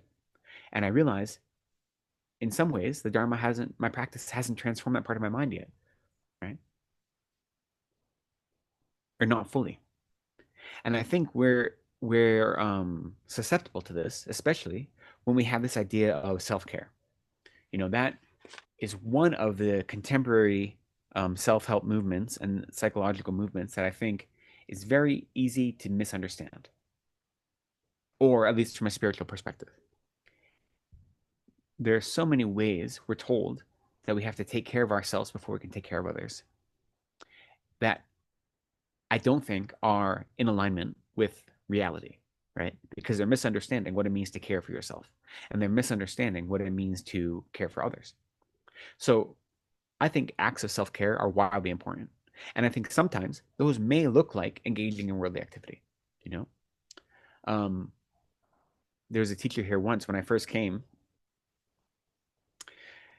who I had some other monks who joined, Westerners, who joined more or less at the same time as me, only a few years apart. And so this came from them. We're talking about listening to music and just listening to worldly music. And I was talking about how I try to either avoid listening to music or I try to listen to music in such a way that I engage in it with a spiritual mind, but I'm doing it as part of a spiritual practice, right? Which is what I always talk about, is how we can, take the Dharma to pop culture and engage in pop culture through a Dharma lens. So that was my position. And they were saying, that's true. But we're also, when you're new to the monastery, especially, you're new to life as a monk, you're new to living in an environment where everything's in Tibetan, you're new to living at the monastery itself with all its rules, regulations, and cultures, and you're new to living in India, which itself is its own type of culture shock. Sometimes that's overwhelming. And sometimes just listening to music for a half hour may not be the best solution, but it's one that you have habituated your mind to being a source of calm relaxation. And so sometimes that can be a stepping stone into something more meaningful, right? So sometimes engaging in worldly activities that we've built up these habits for, if they're not harming anyone, then we can use them as stepping stones to allow us to then engage in more important or deeper spiritual practice. So then I think about that, and I talk about that all the time. I think it's critical that we take care of ourselves using whatever resources we have available to us. Sometimes that means watching Netflix. Sometimes that means watching, listening to music, right? Sometimes that means doing nothing, but like, sitting in a dark room for a while and not meditating, but just like being with yourself, right? Sometimes it means these things, which are worldly practices. But we have created so many habits that sometimes we can look at those habits and use those as stepping stones to more virtuous practice. Because the truth is, samsara is hard. It is hard to live in samsara. The very fact that we are engaging in spiritual practice makes us, the language they use in the text is that we're heroes. It takes courage to try to adopt a mind of bodhicitta, to try to live a life that is totally antagonistic to the worldly idea of happiness. That takes courage, it takes strength, and it isn't easy, right? So sometimes we have to give ourselves a break. And sometimes we have to acknowledge that we have become so habituated to these worldly experiences that we can use those, not grasping onto them as if they were real happiness, but at least recognizing that they can allow us to calm our minds and to de-stress to a certain extent that then allows us to engage in more virtuous practice. So we can use them as stepping stones with the or crutches, we can think of them, right? They're assistant. They are accommodations that aren't permanent, that they're not something we should rely upon because they're not actual happiness, but we can use them temporarily due to the fact that life is hard and this is a tool that is available to us. It's not the best tool, but it's going to get something done. So when I think about what does it mean to lead others to action on virtue, then I think about these things, right? And I think about all my interactions with others and what I do. Am I always encouraging only virtue? And so I think it's worthwhile to think about this because these aren't things that we would think of as having negative consequences, right? And part of what this text is showing us is that something as small as this, or as seemingly small as this, is planting a negative seed that's going to ripen. And we may think, well, me being unhappy or having a mind that isn't clear all the time or getting distracted during a Dharma teaching, that isn't the greatest type of suffering, right? So maybe it's not a big deal. But the truth is, if we accept any of these um, as being acceptable, then all we're going to do is perpetuate them. Now, when I have those experiences, of course, I should do whatever I can to circumvent them. You know, like if you're having difficulty meditating, you're feeling sleepy all the time, try to get a better night's sleep. Try to meditate in a room with a window open. Try to make sure you're not in the most comfortable place in the room. You know, try to switch your location, especially if you're meditating in a place that you associate with like naps or like your living room or your bedroom. Try to find somewhere that you don't have this mental association. So yes, you take the you engage in you change your physical situation to help give you the best possible conditions, right? But those conditions where you have a habit of having an unclear mind or of having problem meditating or having a lack of attention or many distractions when attending Dharma teachings, those habits have come about as the ripening of karma. Okay, let's continue on a little bit more. So, verse 21. When our minds are disturbed and we feel great frustration that things never happen the way that we wish, this is the wheel of sharp weapons returning full circle upon us from wrongs we have done. Till now, we have caused interfering disturbance when others were focused on virtuous acts. Hereafter, let's stop causing such interruption. So this is very similar to the last one, but it is kind of the stronger version, right? So as opposed to just having this laziness that seeks out vice or having a lack of clarity, it's going one step further to say when my mind is actually disturbed and I'm feeling frustration or anxiety and things are happening like I wish, such as, for instance, I'm not getting my paperwork done according to the way I want it to be done. The reason those conditions are coming about is due to in the past, I created the condition where I interfered with others engaging in virtue. I interfered, I caused a disturbance when others were engaging in virtue. That planted the seed that is now ripening as me not getting what I want. And as a result of not getting what I want, my self cherishing mind says, you have a right to be frustrated, to be angry, to be disturbed by that. Right?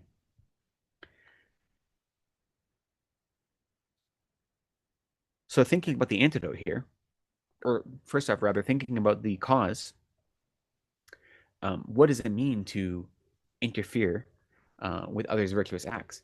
And how easy is that? I think we spoke about, or maybe this was on a Sunday class. They say, yeah, it was on a Sunday class. In Shantideva's text, Bodhicharvatara, he mentions that the amount of negativity you accumulate, if you were to steal all the possessions of all the human beings living on the earth and then kill all of them, the amount of negative karma you accumulate is less than the amount of negative karma you'd accumulate if you stopped a bodhisattva from offering food and drink to an animal. Now, that's an extreme example of getting in the way of someone engaging in virtuous activity, right? Most of the time, we're probably not interacting with bodhisattvas. So we're interacting with other normal, average human beings who aren't bodhisattvas. But it shows that when someone is dedicated to engaging in virtue, you getting in their way creates an obstacle. So, for example, that can be if your friend says, I'm thinking about doing this meditation retreat, and you say, oh, do you really want to do that? Do you think it's like really hard? A full 10 days of silence is difficult. That kind of advice or that kind of interference prevents them from engaging in Dharma. Even if they go about and they go do that retreat, you have created the doubt in their mind. So you served as an obstacle to them, right? Or if someone says, oh, I can't come out to dinner on Saturday night because I want to attend this teaching. And you said, you have to attend every week. Maybe this week is we can take 1 week off. You don't have to go every week. Just go once in a while. That seems like it might be good advice, but what you're doing is preventing them from engaging in virtue, right? And even if they don't take your advice, you've created that obstacle for them. So it's easy for us to obstruct others from engaging in virtue. It doesn't mean that we're telling them that they should go murder people. It's not like we're encouraging people to go steal. Doesn't have to be that grandiose. What we're doing can be much smaller. And so it's useful to always pay attention to our own minds. And whenever we're giving anyone advice, make sure that the advice isn't motivated in self-cherishing, right? It isn't motivated in our own experience of worldly happiness or what we think is an appropriate worldly activity, that we don't prioritize worldly activity over spiritual activity. And so here, the antidote, again, is just let's not do that. Like, that's not a good thing to do. So sometimes the antidote is very clear. But in order to actually practice the antidote, we have to be very clear about our actions. If we don't know what is virtuous and non-virtuous, then we can't be aware of when we're encouraging people to engage in non-virtue or when we're serving as obstacles to their engaging in virtue, right? So we need to do our best to be constantly aware of what we want and why we want it. Understanding our motivation in this way is critical. If I understand why I want, what exactly I want out of any given action, like what my real goal is, and then I can understand where does that goal come from? Does it come from a genuine place of wanting spiritual growth, or does it come from laziness, or does it come from, any other sort of self-cherishing mind? When I can pinpoint all those things, then it'll make my practice of virtue stronger, and it makes it much easier to abandon non-virtue. But if I'm not paying attention to my motivations and I'm just letting myself be led around like a bull with a ring through its nose by my self-cherishing mind, then I'm always going to be causing problems for myself and others. So really looking at our actions, looking at our motivations, saying, what is my actual goal here? And then what is motivating that goal? What do I hope to get out of it? And being honest with ourselves is really critical. The whole point, not the whole point, but one of the Tibetan word for a Buddhist is insider, nanpa, right? And there are many different explanations of this term. We could say etymologies, or explanations of what it means. But one of the most important ones is that the reason Buddhists are called nanpas, or insiders, is because their focus is interior. Their focus is on their own mind. So it's a psychological experience where you're not psychoanalyzing others, but you are using, or you're understanding the nature of reality as taught by the Buddha to look at your own mind and doing inner work, right? That's what Buddhist spiritual work is inner work. It's all inner work. So that's what we're called insiders, as opposed to outsiders. which are technically all non-Buddhists, are outsiders. The word for in Tibetan, the word for like a foreigner and the word for an outsider is very similar. It's the same prefix, but a different conjugation. So a chiropa is an outsider. A chigewa is a foreigner. And so often the Westerners here, we're talking about ourselves and the obstacles we have. If you're not careful, you say, but I'm a non-Buddhist. Instead of saying I'm a chigewa, you say I'm a chiropa, which means I'm not a Buddhist. So you have to be very careful with the language sometimes because Tibetan is a very small language. So lots of words overlap. Anyway, my point is though, the point of being a Buddhist is to be doing inner work, which means we aren't just accepting things at face value. We're looking at where our emotional experiences come from, where our both our virtuous minds and our non-virtuous minds. What is motivating them? Are we being honest with ourselves? Right? Are we actually motivated by what we say we're motivated by, or are we being deceptive to ourselves? That lets us see when our emotions are overwhelming us and where they come from. So inner work is the mark of practicing the Dharma, right? So let's try to get at least one more verse done, and then we'll see if there's questions. So moving on to verse 22. When nothing we do ever pleases our gurus, this is the wheel of sharp weapons returning full circle upon us from wrongs we have done. Till now, with our gurus we have feigned pious manners, but out of their presence we've reverted to sin. Hereafter, let's try to be less hypocritical and take all the teachings sincerely to heart. Now, I'll say first off, I don't like the translation of the word sin. I don't think that's an appropriate Buddhist terminology that comes from the sin itself has Christian ideas that it is loaded with the baggage of being something that an external source of wickedness that is impenetrable and impermeable. So I just think of this as a negative deed, right? You can translate that as negative deed, a negative action. It's easy. I'll speak for myself here. It's very easy to be a good student in front of your teachers when you're attending a class. And then you get out of class and you put the books away, and then it's very easy to not look at them again, right? It's so easy to wear our robes correctly and do everything appropriate when you're in front of your teachers. But then you get out of their line of sight and all of a sudden you revert to something else. And it's very easy. A lot of us do this, not on purpose even, but it's just we want to show respect to our teachers, but then we're not committing ourselves fully. We're committing ourselves to being good Dharma practitioners when we're in the presence of our teachers, you know?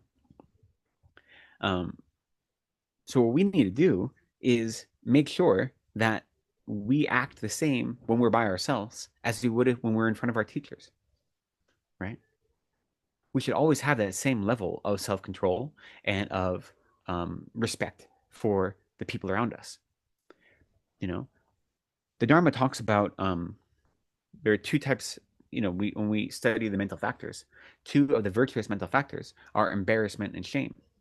And what embarrassment and shame are not wanting to engage in negative actions. Shame being when you're by yourself, recognizing the harm of negative actions that you've done in the past and not wanting to do them again in the future. And embarrassment is recognizing when you're among others, how others will think of you due to negative actions you've done and not wanting to engage in negative actions as a result of that. Now, those are both different than guilt, right?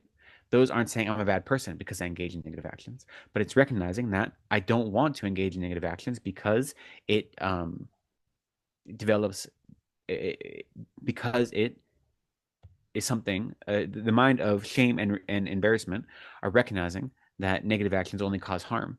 And so it is a mind that tries to avoid them both on its own and when in the company of others. And so when we're in the presence of our teachers, it's very easy to cultivate these minds of shame and embarrassment, right? That we sit as well as our bodies allow us to. We pay attention as best we can. We wear our nice clothes. We have our books in front of us. We're very careful with putting our books on the table, not stepping over them, not putting them on the ground, not putting our malas in the middle of our books as a bookmark. We're very careful about these things because we're paying very clear attention, right? But then when we're not in the presence of our teachers, that shame and embarrassment about engaging in non-virtue, it goes away and we're thoughtless. I've seen so many people monks, I'm saying, who attend class with their teachers, and they act very, very careful with the Dharma materials. And then as soon as class ends, they throw their book in their bag, and then they just throw the bag wherever it is. They may leave it on the floor. They don't think about it again, right? So they're acting one way in front of their teachers, but then in private, or when they're not near their teachers, they're acting the exact opposite way. We need to always be acting in such a way that as if our teachers were watching us. And so here the idea of we never pleasing our guru, this isn't from the guru side. This is that we are having the experience of our guru never being happy with us. The guru isn't choosing, whoever the guru may be, to be unhappy with us. So we are creating the conditions to experience their displeasure, right? Now we look at our gurus as realized beings or as Buddhas. So we look at them and we say that they may not be happy with us due to our actions. They are engaging in that activity for our benefit, right? They're helping us see when our actions aren't living up to what we say they are. When we say we're a great Dharma student, but then we don't act that way when we're outside of the Dharma teaching hall, right? So what's important is, we want our internal and our external actions to be congruent all the time. This also means, we spend a lot of time being duplicitous to ourselves as well, right? That we convince ourselves that what we're doing is a Dharma activity or a spiritual activity, or I have to do this thing, I don't have any choice, right? We convince ourselves of these things quite often. And so we're duplicitous not just to others, but to ourselves. And the reason we are is because our self-cherishing mind is telling us this is what you need to be happy, right? And so therefore, it's very easy to say, I need, here's a very easy example from my life. As a monk, I'm not supposed to take any meal after midday. Any monk or nun has that vow. And it's very easy in the evening to be like, if I were to just eat a little bit, like just a few biscuits, then I would have more energy and I could focus better. And therefore, it's okay. Like me just having a few biscuits is not a big problem, right? I'm doing it for good reasons because I want to be able to focus. That may be true for some people, right? But for me, I know specifically, I'm just telling myself that, I'm just saying that because I really want the pleasure of eating a nice biscuit. It's not because I really need it to fuel my attention or whatever it may be. So it's very easy to convince myself that it's okay just to have, I'm just breaking this vow just a little bit, just a few bites of biscuit. It's not a big deal. Very easy to convince myself of that.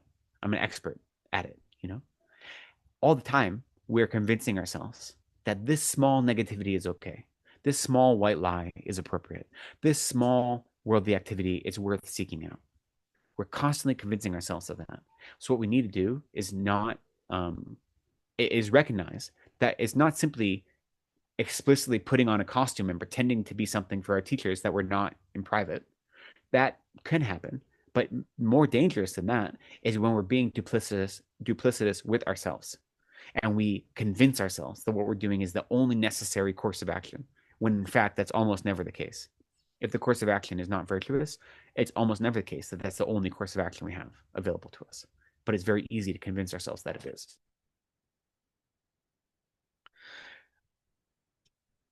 Okay, maybe that's a good place to leave it. Let's see if there are any questions.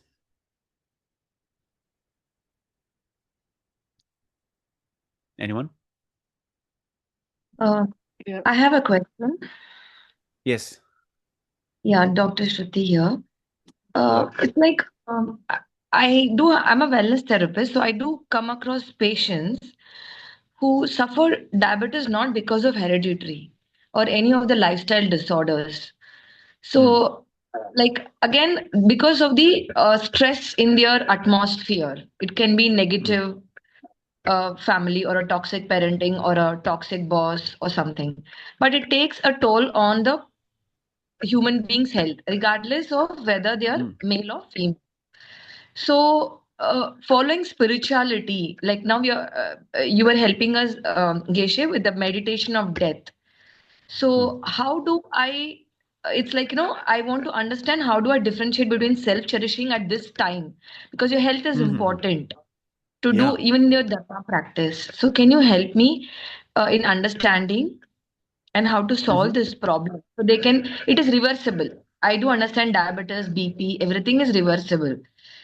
So a particular individual, how do they handle this? And if they try to eat healthy food, again, they would be said they're self-cherishing. And death meditation when we are doing, can we leave off that healthy lifestyle and just work on the death meditation? Yeah. So the I think that it's important to recognize that there are numerous types of wisdom and understanding, worldly wisdom and understanding that we can use to benefit our lives. And so contemporary psychology and contemporary therapy offer us numerous tools, right, that I think are useful to adopt. And engaging in spiritual practice doesn't deny us the opportunity to engage in worldly practice as well, but recognize that they're not always focused on the exact same outcome. So when we're engaging in spiritual practice, when we engage in worldly practice, we can say, I need to do the best I can to eliminate these worldly causes and conditions. Therefore, I'm giving myself the better opportunity to engage in the spiritual practice, which is looking at the real seeds of my suffering, right? So as I was saying earlier, it's entirely appropriate to try to create the best set of causes and conditions for ourselves and to not put ourselves in difficult worldly situations on purpose just for the sake of practicing Dharma, right? So if you're experiencing a situation where you can engage in some sort of therapeutic modality to mediate it, you should do so. Now, that is only going to work on the external conditions. That's the important thing to recognize. Now, if you're engaging in therapy with others and you're giving therapy to others, then you don't want to bring in a spiritual understanding, because if they're not Buddhist, this won't be helpful to them, right? You don't want to impose a Buddhist idea on someone who isn't Buddhist if they're not receptive to it. But in your own practice and your own life, in your own spiritual and emotional journey, you recognize that I can adopt worldly techniques that'll bring about temporary happiness.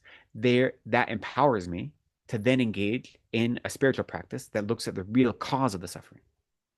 You know, a lot of contemporary psychology and therapy is very interested these days in what's called trauma-based care, right?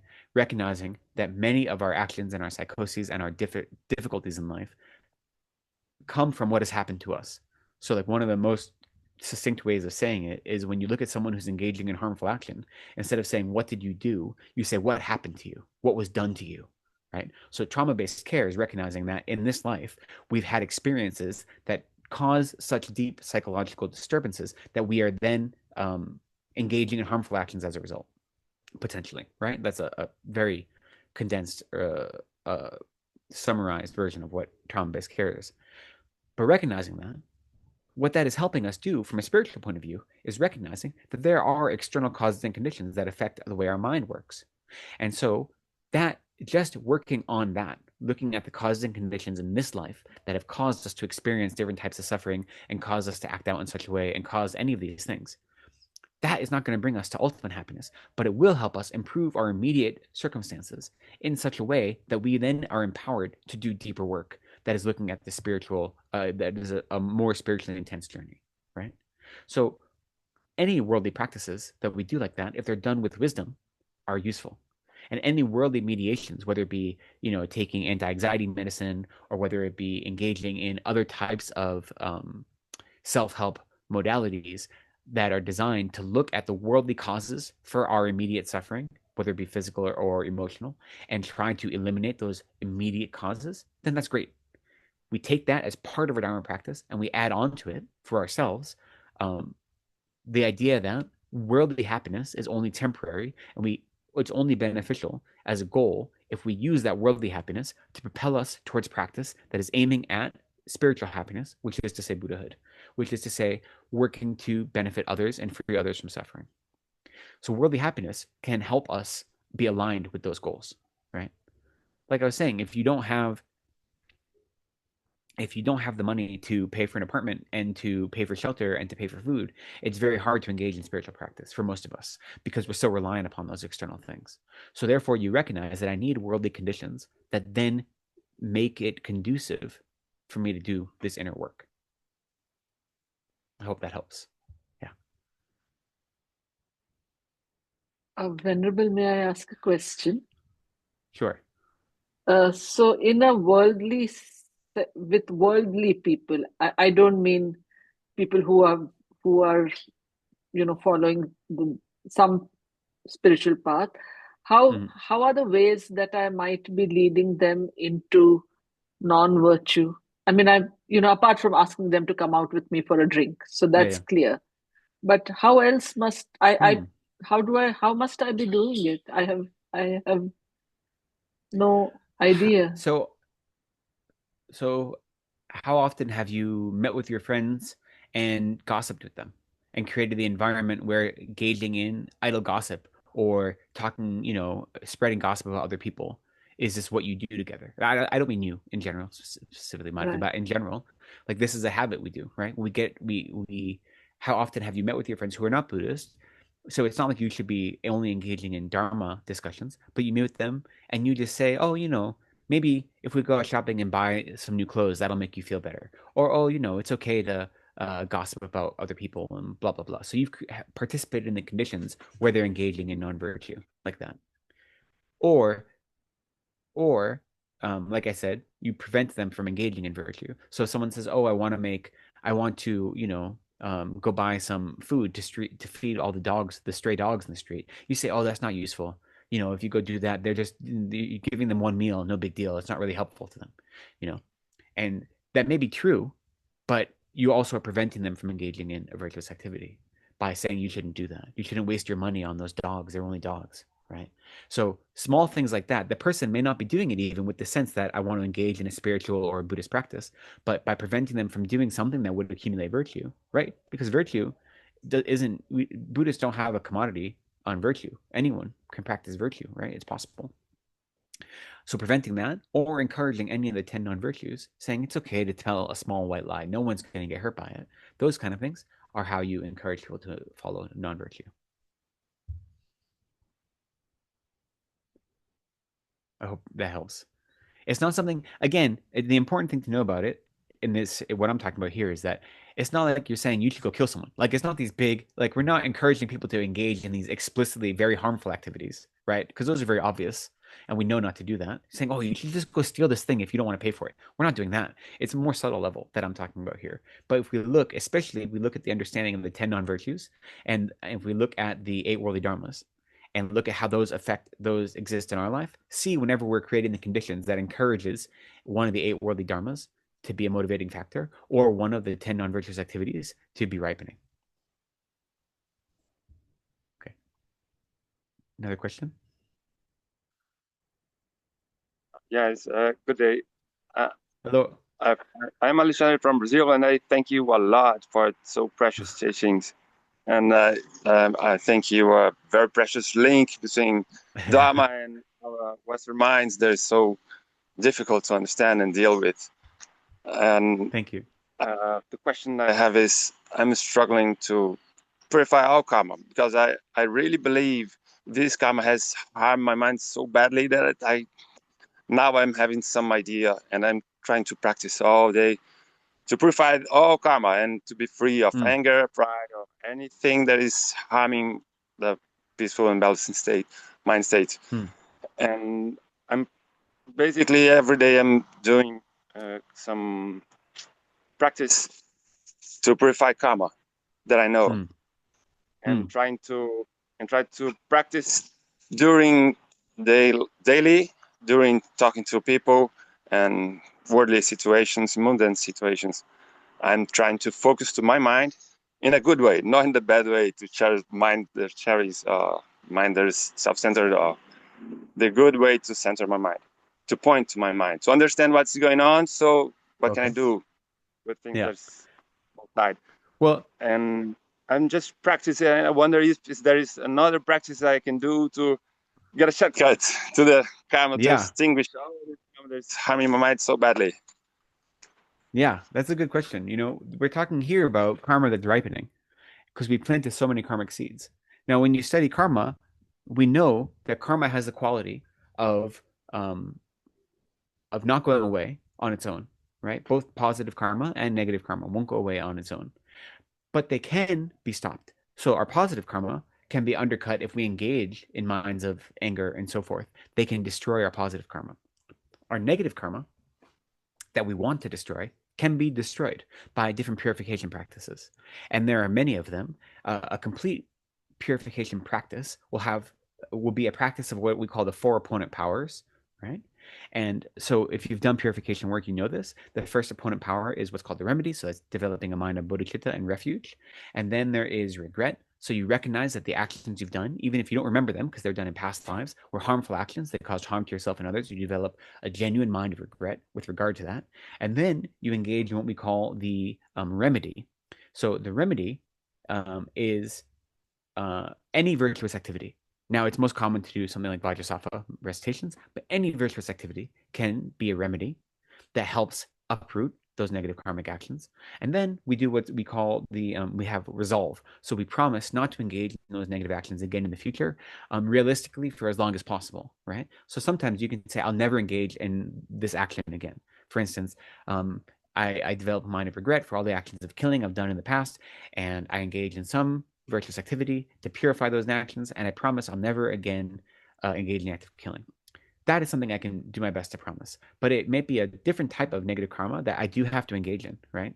So I say, well, I'm going to not engage in this negative action for as long as possible, whatever that may be. If it's a day, if it's a year, if it's a week, whatever it may be, you don't want to break your resolution or your resolve. So that resolve doesn't have to be infinite. You do the best you can do.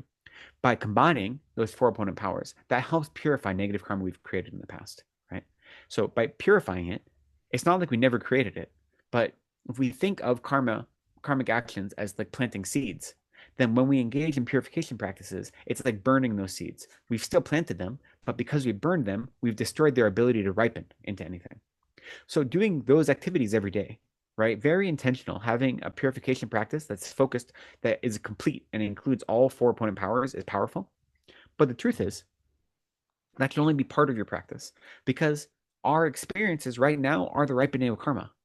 And no matter how much purification we do, we have created so many negative karmas in the past that purifying every single one of them infinitely is very difficult, right? So while we're doing purification practice, we're going to experience obstacles. We're going to experience illness. We're going to experience sickness. We're going to experience emotional obstacles.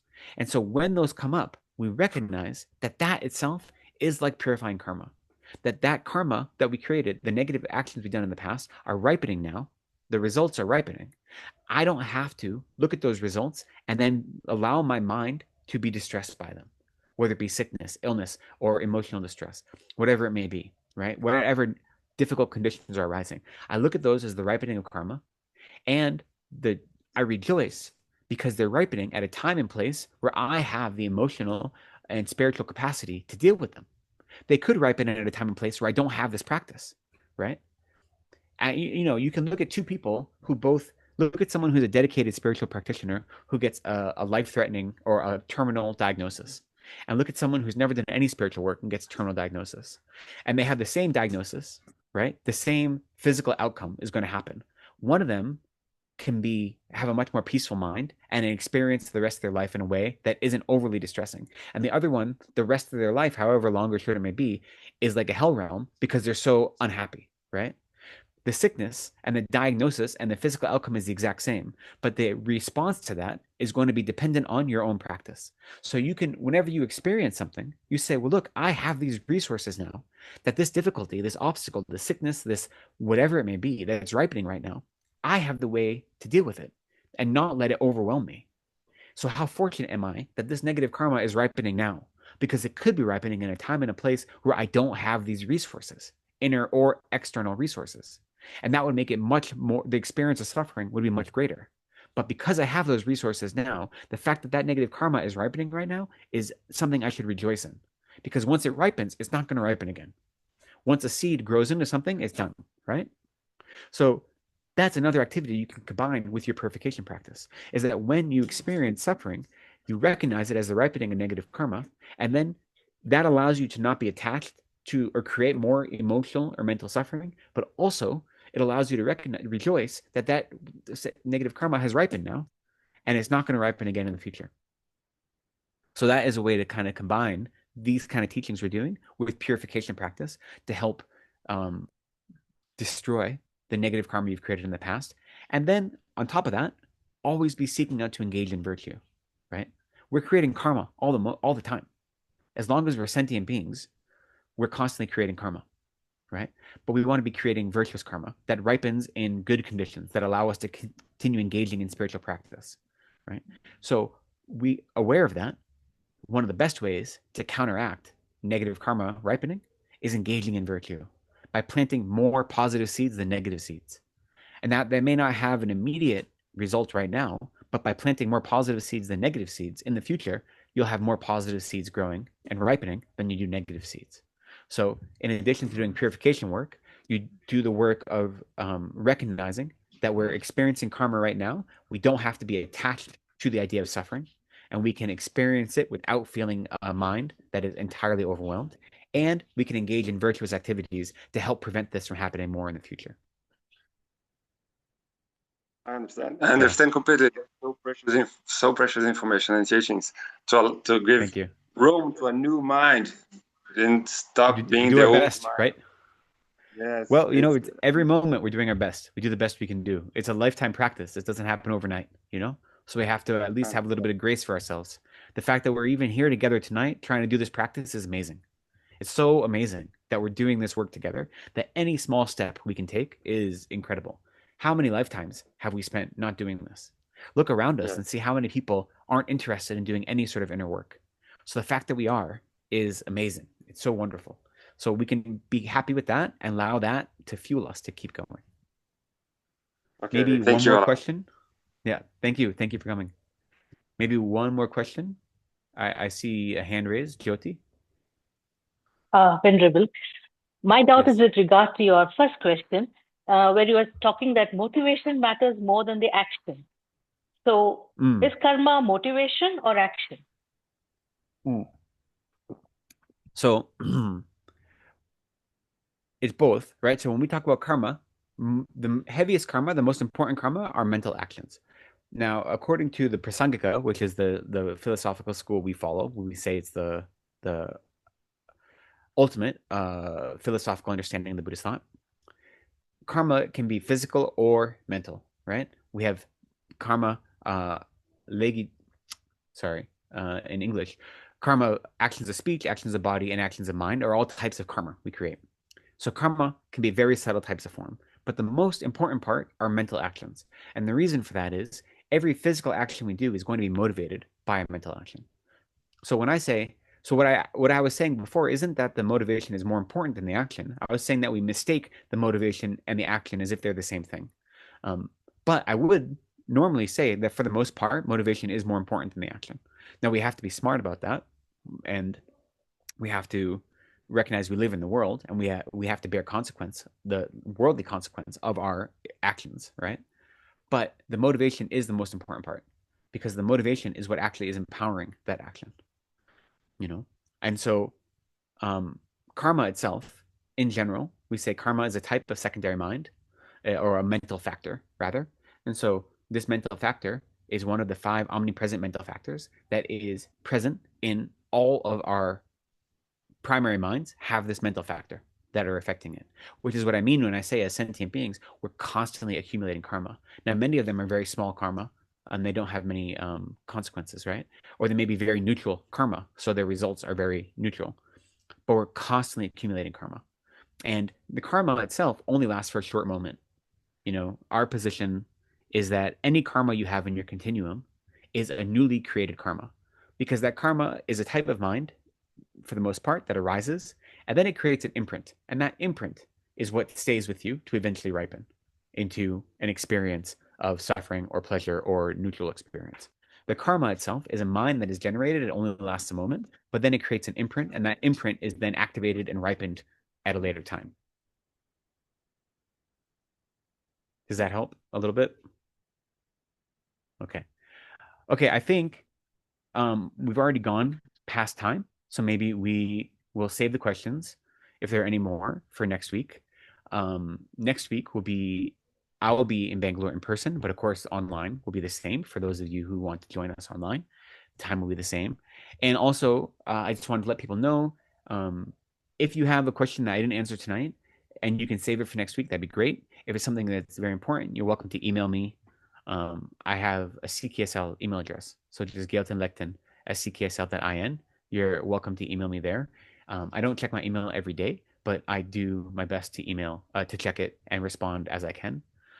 So you're welcome to email me if there's something that you want to ask that you weren't able to ask today and you can't put on hold until next week. So with that, let's end for the day. As I mentioned in the very beginning, we want our practice to be virtuous in 3 ways, sealed by the 3 virtues of beginning, middle, and end. In the beginning, we offered motivation. We set our motivation, a bodhicitta motivation. In the middle, we engaged in the study of the teachings of the Buddha that, as taught through Dharma and Atisha in the mind training tradition. And that was virtuous in the middle. And now we want our practice to be virtuous in the end. And as a result of that, we will dedicate this merit. So we recognize that our action together today has accumulated some positive merit, some virtuous karma, also known as merit. And instead of wishing for that merit to ripen on ourselves alone, we wish we could give it away, that merit would ripen on other sentient beings. May our merit ripen on those who are suffering, that they may be free from suffering.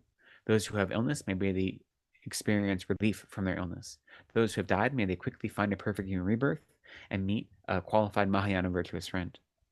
For those who are experiencing any types of distress, may they find freedom from that distress. And may this merit we've accumulated together ripen as all sentient beings being free from suffering, and it especially may it ripen as our own realization of Buddhahood, so that we might be of more benefit to other sentient beings. So let's set a mind of dedication in that way, and we'll offer these dedication prayers that are on the screen. This first one we'll offer once in Tibetan, and then once in English, and then we'll continue in English. Shan Shu Sem Cho Rinpoche Ma Ke Panam Ke Gyo Chi Ke Pa Nyam Pa Me Pa Yang Go Ne Gon Du Pel Wa Sho. May the supreme Jula Bodhicitta that has not arisen arise and grow. May that which has arisen not diminish, but increase more and more. In the land encircled by the snow mountains, you are the source of all happiness and good, all-powerful Chenrezig Zig Tenzin Gyatso. Please remain until samsara ends. Savior of the snowland teachings and transmigratory beings, who makes extremely clear the path that is the unification of emptiness and compassion. To the lotus holder, Tenzin Gyatso, I beseech, may all your holy wishes spontaneously be fulfilled.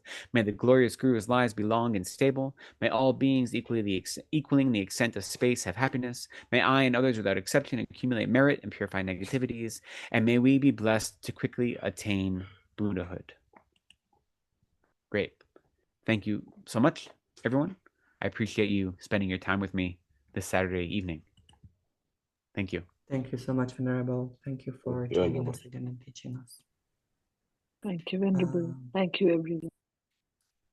Again, some recommendation for us how to most skillfully conclude the teachings. If you feel like you can again offer 3 prostrations now towards the end to the 3 jewels of the refuge, the Buddha, Dharma, and Sangha, in appreciation of being able to benefit from the Buddha's teachings, and so we can always benefit from them. Thank you so much, and we hope to see you again at CKSL in person or online tomorrow or next week or during our meditations during the week. Thank you so much. Thank you, Alice. Bye, everyone.